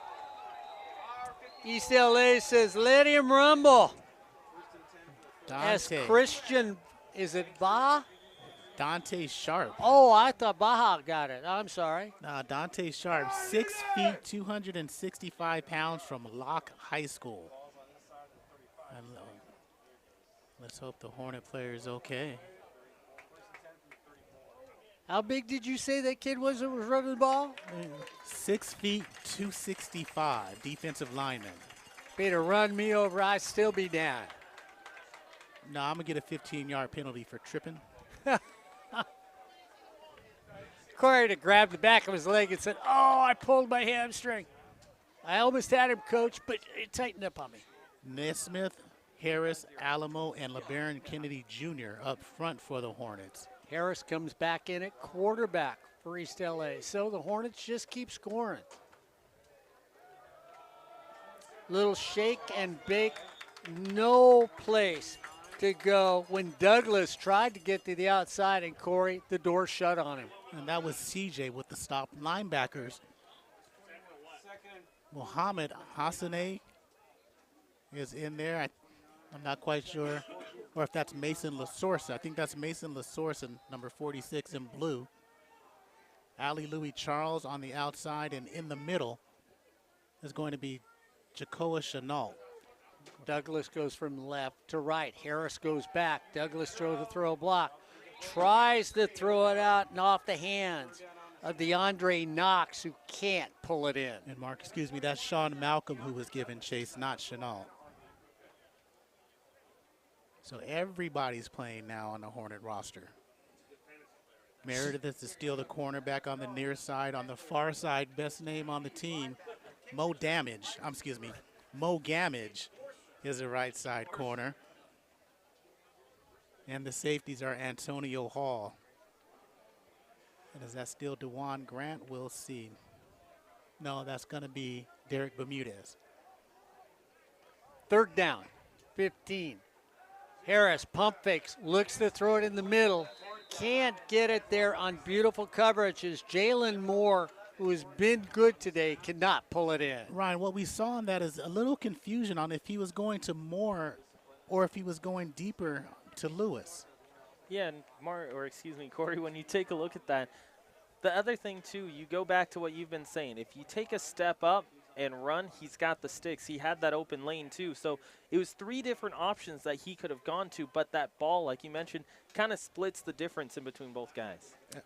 C.J. Broy back from the Hornets, standing at the 29. 45-0 with 8:17 to go. Almost blocked. Broy gets it at the 30. Do we see new quarterback? I would think we would, but Nunez is walking out there. So he doesn't have his helmet on. Now he's going back to the – Corey, I think somebody finally heard us on sportsnetusa.net and said they're calling for a new quarterback. Corey Neyland just called it. As Brandon, you could tell he walked back over and said, wait, I'm ready to keep playing. Nathan Cornely comes up. So Nathan in at quarterback. New quarterback.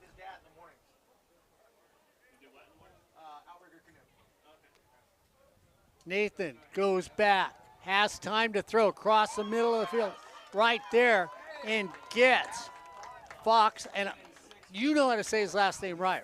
Fox Haugen. Haugen, okay. I thought I was saying it right, but I wasn't quite sure. So Fox pulls one in, goes off. Out of Canyon High School, you know the head baseball coach over there I at Canyon. do there, Mr. Smith. CIF champions last year in baseball. Straight up to Vakapuna. Vakapuna just finds yardage. You know what? He's like a Geiger counter. You know, you can find that uranium. He finds yardage. You know, he probably ticks when he gets a yard.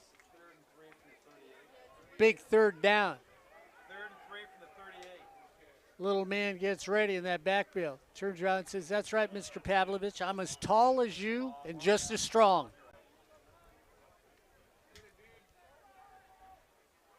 Vakapuna says, where's the sticks? Oh, there I go. There I go. How does a man built like me sneak through a hole like that? Speed. 20 yards, and just so you know, 4 carries and 30 yards for Vakapuna.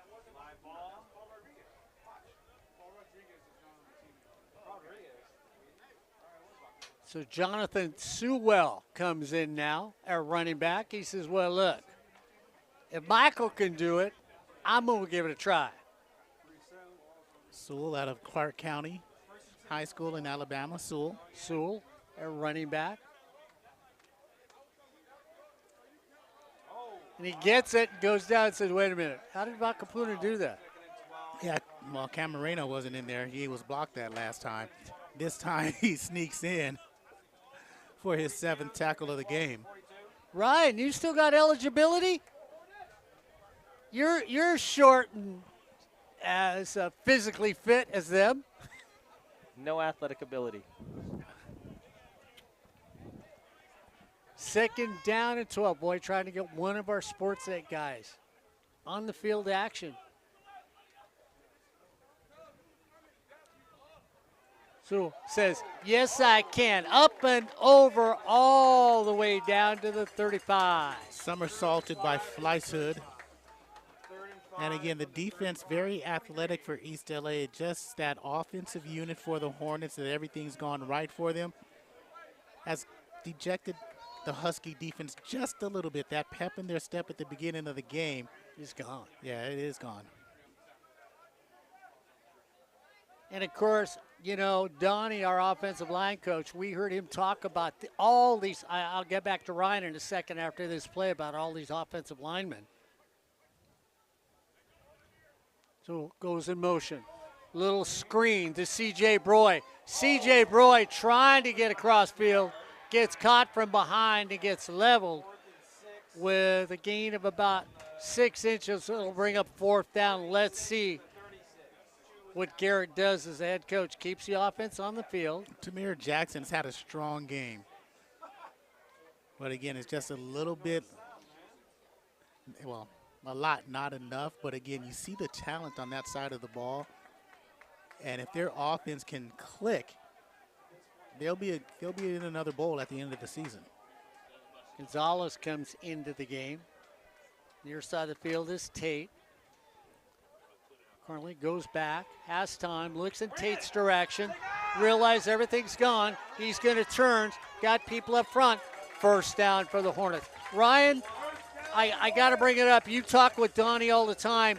When he talked about the freshmen playing the offensive line, he was ecstatic as a head coach. Yeah, and he mentioned those freshmen are forcing guys who have already been here and played games to really step up their game because they're forcing their way into the lineup. Cormley for the corner.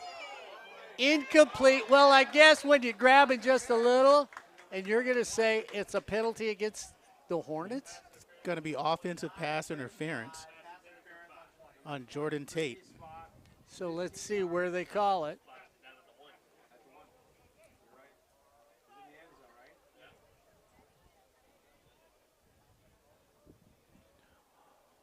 Are we watching the same game?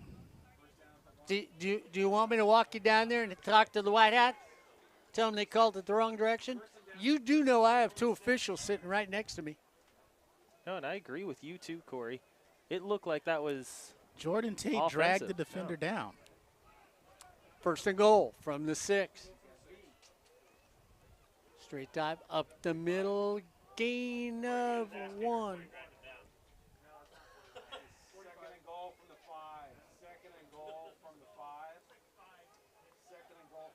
So 2nd and goal from the 5. So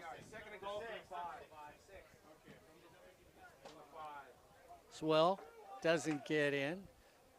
Far to the right, Levias in the slot next to him is going to be Jeremy Gonzalez. Let's see if they go in that direction. Throw it back over in the corner. Incomplete pass. Okay, you're going to keep your hand and you're going to keep your hand out of the pocket on that one. Then you got to keep your hand in the pocket on the other one. So it's going to be 3rd down and goal with 3 minutes and 12 seconds left here in the 3rd quarter. It's the Hornets 45, East LA 0 here on Sportsnet, USA.net. Big 3rd down play. Hand it off. Sewell turns the corner, gets down to the goal line, drugged down just short. So they're going to make it 4th and goal from the 1. And Garrett Campbell says, let's go get the touchdown.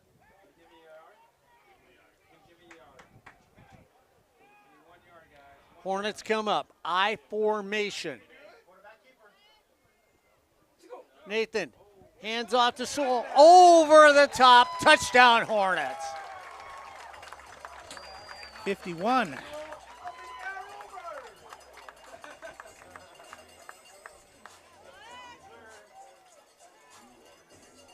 Well, if you're Casey Mazzota and you're getting footage of this game, you'll see every aspect of the Fullerton College Hornets here in these first three quarters. Offense, defense, special teams, magical plays.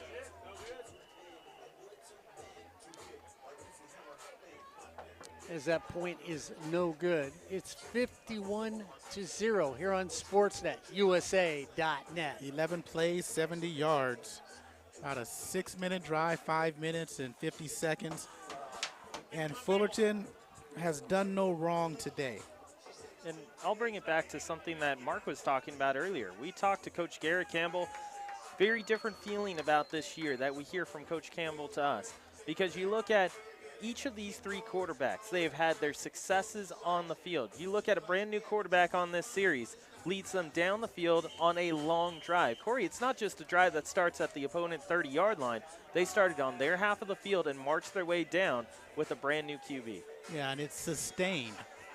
I mean, this is a different Fullerton College football team in the first 3 games of the season than the last couple years. And if we don't see Brandon Nunez again today, 11 for 14, 142 and 2 touchdowns, that's passing. Rushing, 7 for 33 and 3 touchdowns. And I'm waiting for Corey Neyland just to say to me, yeah, like he said, he didn't want to get too happy too early in the season. But it looks like the Hornets will be 3-0 after today. No, they better be 3-0 after this. Well, if they're not, I'm not riding home with you, that's for sure. Well, short kick again. Fumbled, ball on the field. And the Hornets looked like they were going to get another one, Mr. Osborn. I mean, you're looking at it, Mark. It's very intentional on where these footballs are going from Faubert. And every single time, it looks like it's the correct play just based off of what happens. You look at the previous pooch kick that Fullerton, well, some people on the field thought that the Hornets had recovered. That was earlier in the first half, and then you look at this one, and now you look at Fullerton saying, kicking game is working, return game is working, punt block, field goal block, defense and offense, all 6 sides working for the Hornets. Harris comes back in at quarterback. Tyler Smith at running back. They hand it off to Smith. Flag on the play. Smith gets through. Burst of speed for a gain of 12 as the play stands. And guys, Ryan mentioned the Bahamas and Oregon and the Carolinas. We've got a place farther than that. High desert? For the broadcast. We've got Riverside, California. Yeah, see, there we go. That feels like that, too. Feels just as far. I was going to say. What up, Joe and family? Enjoying the broadcast and the game. Offsides against the Hornets declined. So it'll be a first down for East LA with 2:23 to go. Ryan Osborn, Corey Neyland, the old guy. Joe sitting at home with the family here on sports.usa.net. Hand it off to Smith. Smith goes the outside, gets a block at the middle. Collision across the 40. Ball came out, player was down, and Bryson Corbin makes a great block out there on the edge for East LA to get another 5 yards for his running back. And Tyler Smith was shaken up. There were 3 Hornets who met him at the 40-yard line and just crunched him. You ever get stung by a Hornet? No. Just think if you got stung by 3 of them. Ow. Body swells up. Can't breathe.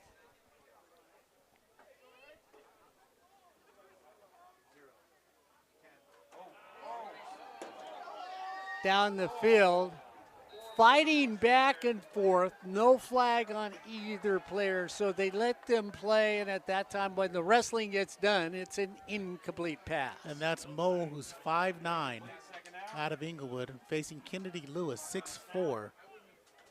He's out of Melissa, Texas. And again, Mo won that battle. So Lewis to the far side of the field. Near side of the field is going to be Bryson Corbin. In the slot next to him, Jalen Moore. 2nd down and 10 from the 38. They hand it off straight to the outside. Nice little run taken by Jake Honstetter. So Honstetter gets to the outside. 1st down, East LA. They're moving. 1:17 to go. And either one of you guys, this is the time that guys, if the defense gives up something, even though Brian might say I have my 2s and 3s in, he's still not happy as a defensive coordinator. Pitching a shutout all day long, and with a minute to go in the 3rd, East LA has an opportunity. 1st down and 10. Honstetter gets leveled, and Corey Neyland, he tries to spin away from the pressure and can't. Yeah, just wasn't able to. And again, Giovanni Welch, Derek Bermudez coming up along with Nick Doan, who's another linebacker in for the first time. And he joins Sean Malcolm in that front 7. We'll try to get that front 4. Christopher Harvey on the near side, Ryan Alamo on the far side end. 2nd down and 10. Honstetter goes to the left side, stays up, crosses the 20 and goes down with 12 seconds to go here in the 3rd quarter. And that's E.J. Adams gets recorded for his first tackle, and that'll be the last play of this 3rd quarter, Mark. So as we come to the end of the 3rd quarter, it's the Hornets 51. The Huskies 0 here on Sportsnet, USA.net. Don't forget next weekend's game, we're at home again. Please come out and fill up the stands, but if you can't make it, you can watch it here on Sportsnet, USA.net. A familiar face for Mr. Neyland and I, because he used to come up in the broadcast booth with us at the end of every game. Former defensive coordinator and the son of, and the brother too, a Minnesota comes into town next week. Casey will be here. Corey, Casey has taken a program that used to flounder and now has made them a productive, competitive program. Yeah, they're up. And I think it's every 2 years teams come up and, go back down. Mount San Jacinto, he's built them into a team that can stay up in the national division for more than just that 2 years and be competitive. They lost last week to Mount Sac. We'll check the scores to see what teams are doing today. But again, it should be an exciting broadcast, and their team that played their first home game pretty much in their new stadium. Oh, they have a stadium? They've got a stadium. Oh, Ryan, did you know they have a stadium? I did not. Yeah. Must be something to have a stadium. This is a stadium. Oh, this is, okay, all right.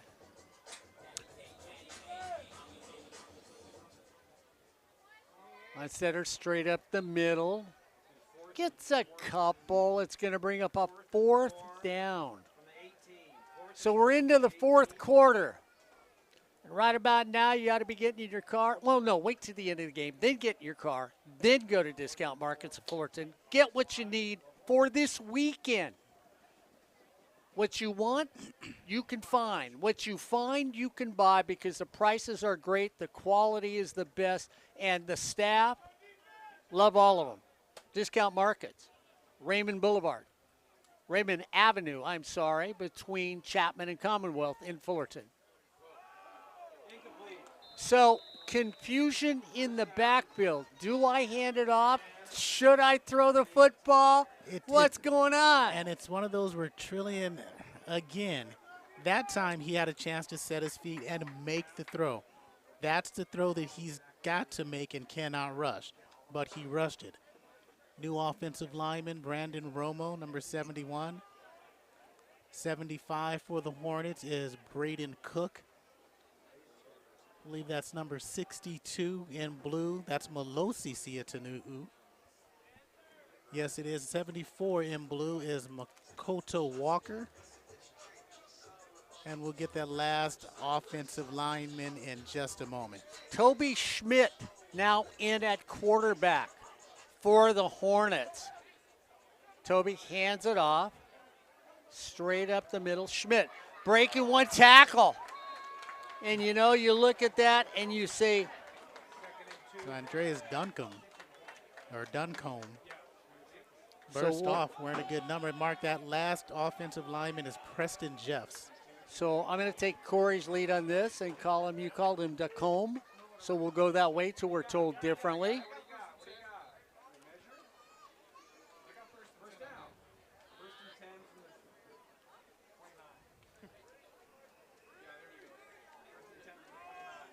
So looking at the sideline. Toby looks over, taking his time. They give it a first down to the Hornets. Everybody up here was wondering if it was or not. First down and 10 for Fullerton. Straight dive again. So they go to the run play. Hand it off to the young man, Andreas Duncombe. And he gets a gain of 5 on the play. So Duncombe has 15 yards in his 2 carries. And the question from Riverside is, I'm not sure that would be the same. Williams now in at running back. So Williams comes into the game. Schmidt at quarterback. Williams at running back. Second down and 5 for the Hornets. They hand it off to Williams. Tries to get to the outside, can't. He's stopped there. Whistle blows. Stop the play. So they're going to lose a little yardage on that. They're going to mark him back at the 31. And another flag. So there's a flag on the field, and it's going to probably be against the Hornets. That's where they're going. So they're going to move it back. Unsportsmanlike conduct against the Hornets. Something said, most likely.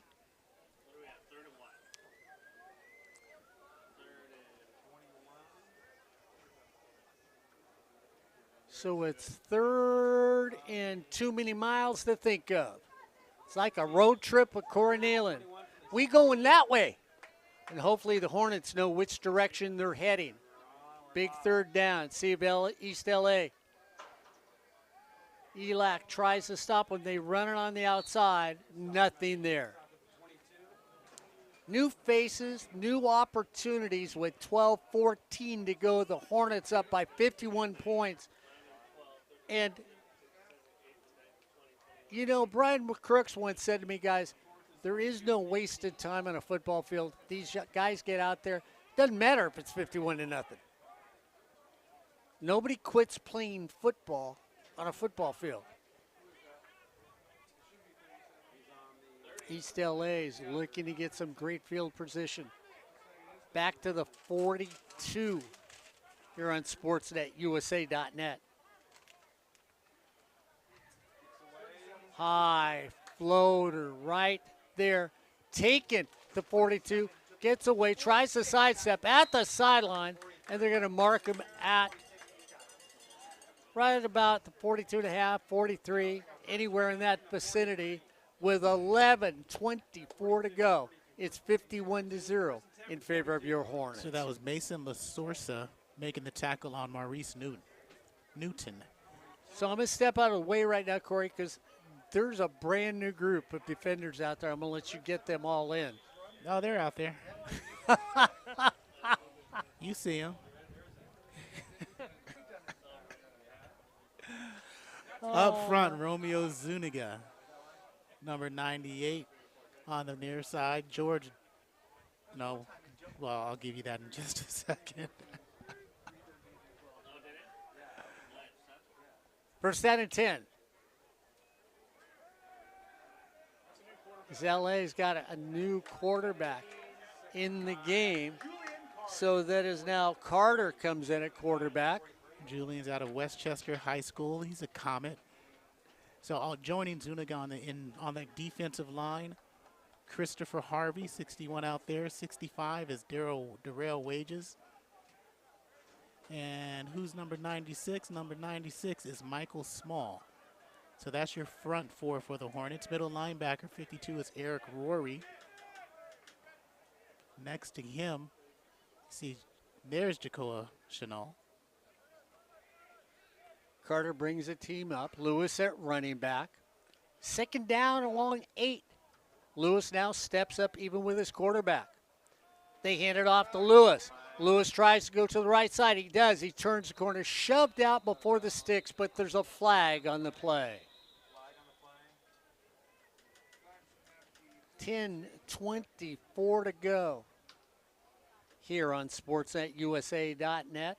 Other linebackers out there for the Hornets is Micah Tapua, 31 on the far side. Your near side corner is Justin Smith. The far side corner will be Jordan Thompson. And one safety, Thaddeus Jones. He's standing wearing 3-9, and the near side safety is going to be DeJuan Grant. So they give him a first down at the 49. First down and 10 for East LA. On the move. They've been on the move. They just haven't found a home. Straight drive. Lewis up the middle. Stays on his feet. All the way down to the 25. Tyler Smith on a great run. And we've talked about him, Corey Neyland, as Smith gets through the hole, stays on his feet, and pulls off a big run for East LA. He's got two 20-yard runs in this second half. So Smith makes a nice run.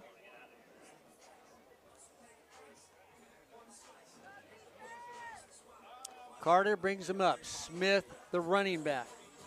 Lewis to the near side of the field. First down and 10. Smith goes in motion. Carter keeps it himself. Spins, gets down to the 20. Nice little run all the way down to the 20-yard line. Gain of 7 on the play. It'll bring up a second down and 3. 9:12 to go here in the fourth quarter. And we're going to get, well, I thought they might call a timeout. They're just looking over at the coach, trying to figure out what they want to do. Lewis, the near side of the field.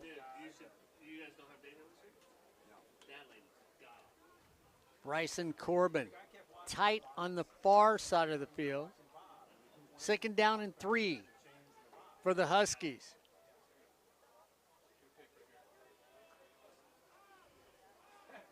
They hand it off. A little scat back. Smith goes the outside, tries to get past the down marker. I'm not sure he did. He may have gotten back to what was the original line of scrimmage. Corey, Mark, quick top 10 out-of-town scoreboard. Modesto leads San Mateo midway through the third, 14-7. Staying up in Northern California, Butte over top of San Francisco, 9-7 as they go into the half. And here in Southern California, top 10, number 2 Riverside versus number 9 El Camino. It's 24-3 at the start of the second quarter. Riverside.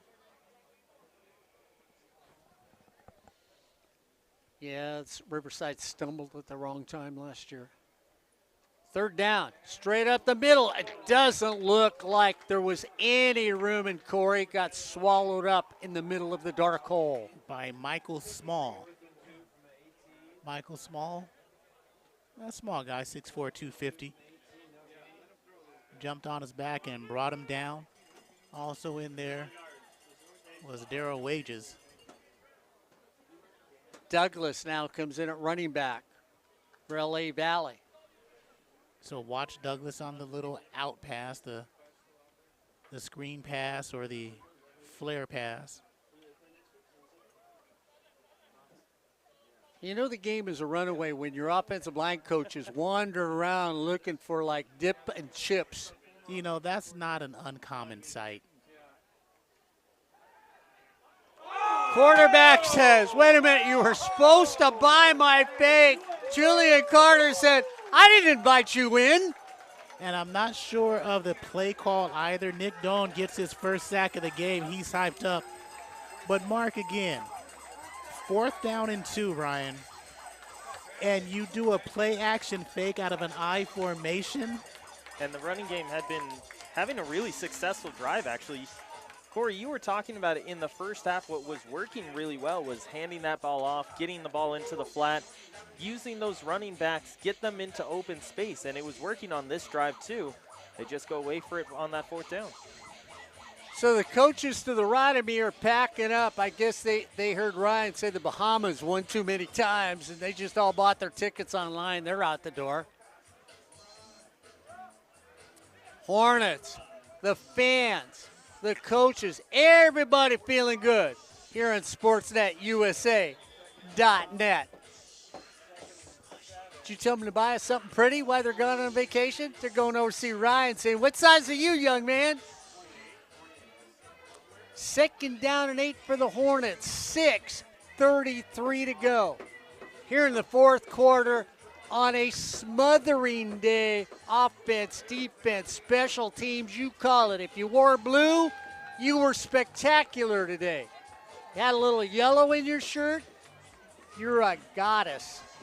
And doesn't the DJ have to stop the music? He's supposed to, yes. Okay. Corey Neyland, the music censor here on SportsNetUSA.net. Speaking of a censorship, straight up the middle for the Hornets. 3rd down and a long 5 with 5:55 to go here in the 4th quarter. 51-0 here on SportsNetUSA.net. Ryan Osborn, if they don't go up the food chain on the poll, there is something wrong. No, they stay the same if the first 3 win. No, their score stays the same. They will be moving up because we do have 2 top 5 teams who are playing each other. So 2 teams are going to get a loss in that top 5. Big 3rd down. Roll out, looking for something. Here comes the pressure. Got to flip it. You don't. Taken out of bounds. So new quarterback, Toby Schmidt, needed to get rid of it. Held on to it too long. You say no, Corey Neyland? No, what he needed to do was stay in bounds. That's all that matters now. Keep the clock moving. There we go. 5:03, 5:02. Keep it going. Mark mentioned great chicken fried steak and gravy. He mentioned that defense was smothering, just like the Heat last week. So what do these have in common? Smothering. Gravy, Heat, Fullerton defense. Nice, good, fantastic, fun. That's 4. Oh, okay, all right. Double XI shirts? Haven't you ever known that comparisons come in 3s? No, I haven't. You get to be my age, you'll compare things for 45 minutes as we get a delay game against the Hornets, which stops the clock with 4:23 to go.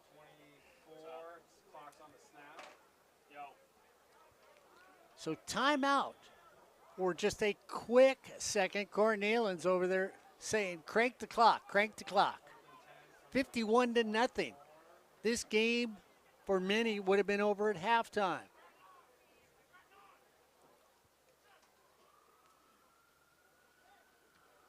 High. Easy. Fair catch. Call for a drop. Ball on the ground. Who comes up with it? Again. Should be East LA, Mark. Bite, kick, punch, gouge. Hornets come away with the football.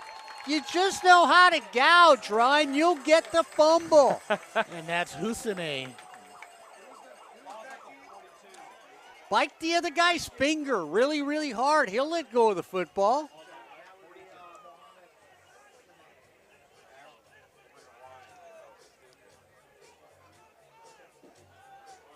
So with 4 minutes remaining, guys, this is 1st down run, 2nd down run, 3rd down run, 4th down run. Michael Roca in the game as the up back. And Duncombe is the tailback. I formation. Yeah, there we go. Schmidt, or is that Cornerly? Cornerly. Cornley back in the game. Give it to the top of the eye where the dot was. Gets about 2 yards on the play. We're under 4 minutes here in the fourth quarter. Well, today it was your Hornets all day long. Good, good, better, and better. And if you're watching film this weekend as a coach, it'll be hard to find anything wrong with this game. Oh, you can, as a coach, you'll find something. You'll find many things wrong with the game. Sounds like somebody that teaches a 145 sports class. Like penalties. 2nd down and 8. Unsportsmanlike conduct calls. Passes over the middle where the defense was just out of position. Big 2nd down. Here they come. Hands it off. Got to get the corner set. Makes the turn, gets pulled or knocked out of bounds. Are they going to run the clock? Hopefully. They say no, he stepped out of bounds. Clock stops at 3:08. They run it. They start it quickly for Corey Neyland. 3rd down and a long 4 with 3 minutes to go here in the fourth quarter. Yeah, and on offense, those 3 incomplete passes that Brandon Nunez threw. Ryan Osborn, have you ever met a broadcaster that could find so much negativity in a game like Corey Neyland? He only had 3 rushing touchdowns. That's only 3, so. I don't even hear from Ryan. I think he's packing our equipment already. No, I was just trying to think of the last time that I saw the Hornets dominate a game the way that they have in this one in terms of every facet of the football game. Last year. No, the year before. Santa Ana College. Well, I was going to say that 88-point performance against Santa Ana College, and then also the Southern California championship against Riverside. Yeah. Oh, that was a whooping. Especially since they came out on media and said how they were going to beat the Hornets. We had the Riverside fans that were over by us when we were broadcasting it. They thought it was the most disgusting game they'd ever watched because their team looked that bad.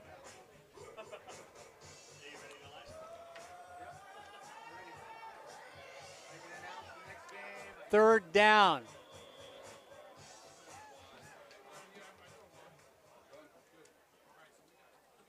Dive. Off tackle. Crawls forward. First down for the Hornets. And shooting through, made contact. But again, Ty Sneed with just a flyby clipped Duncombe. But if you just clipped him, that doesn't mean you bring him down. So with that extra movement, he picks up the first down. So in the game now, Jonathan Sewell. Michael Roca, the up back. Let the clock tick.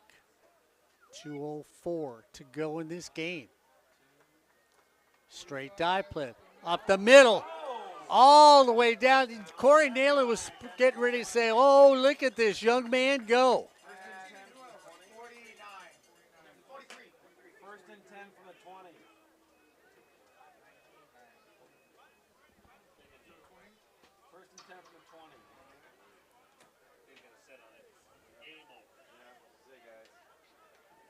Big 1:36 to go.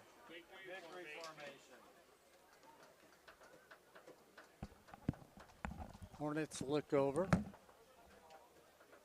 Just going to take a knee. 2 snaps to get in the bus. Brunelli takes a knee. East LA will stand there. The Hornets will take a knee, and that should bring us to the end of the game. So they take a knee. Everybody staying on the field. They all, did you see East LA started to walk off, and they said, wait. Don't go anyplace. Corey Neyland, Ryan Osborn. Next week, 12 noon, here at Fullerton College at Hal Scherbeck Field. Ryan, Corey, myself, Casey Mazzota bringing his team in. Make sure you see it if you can't be here on sportsnetusa.net. And that's going to bring us to the end of the game as your Hornets dominate East LA College 51-0 on Sportsnet USA.net. For Ryan, Corey, and myself, the Hornets come away and are 3-0 on Sportsnet USA.net.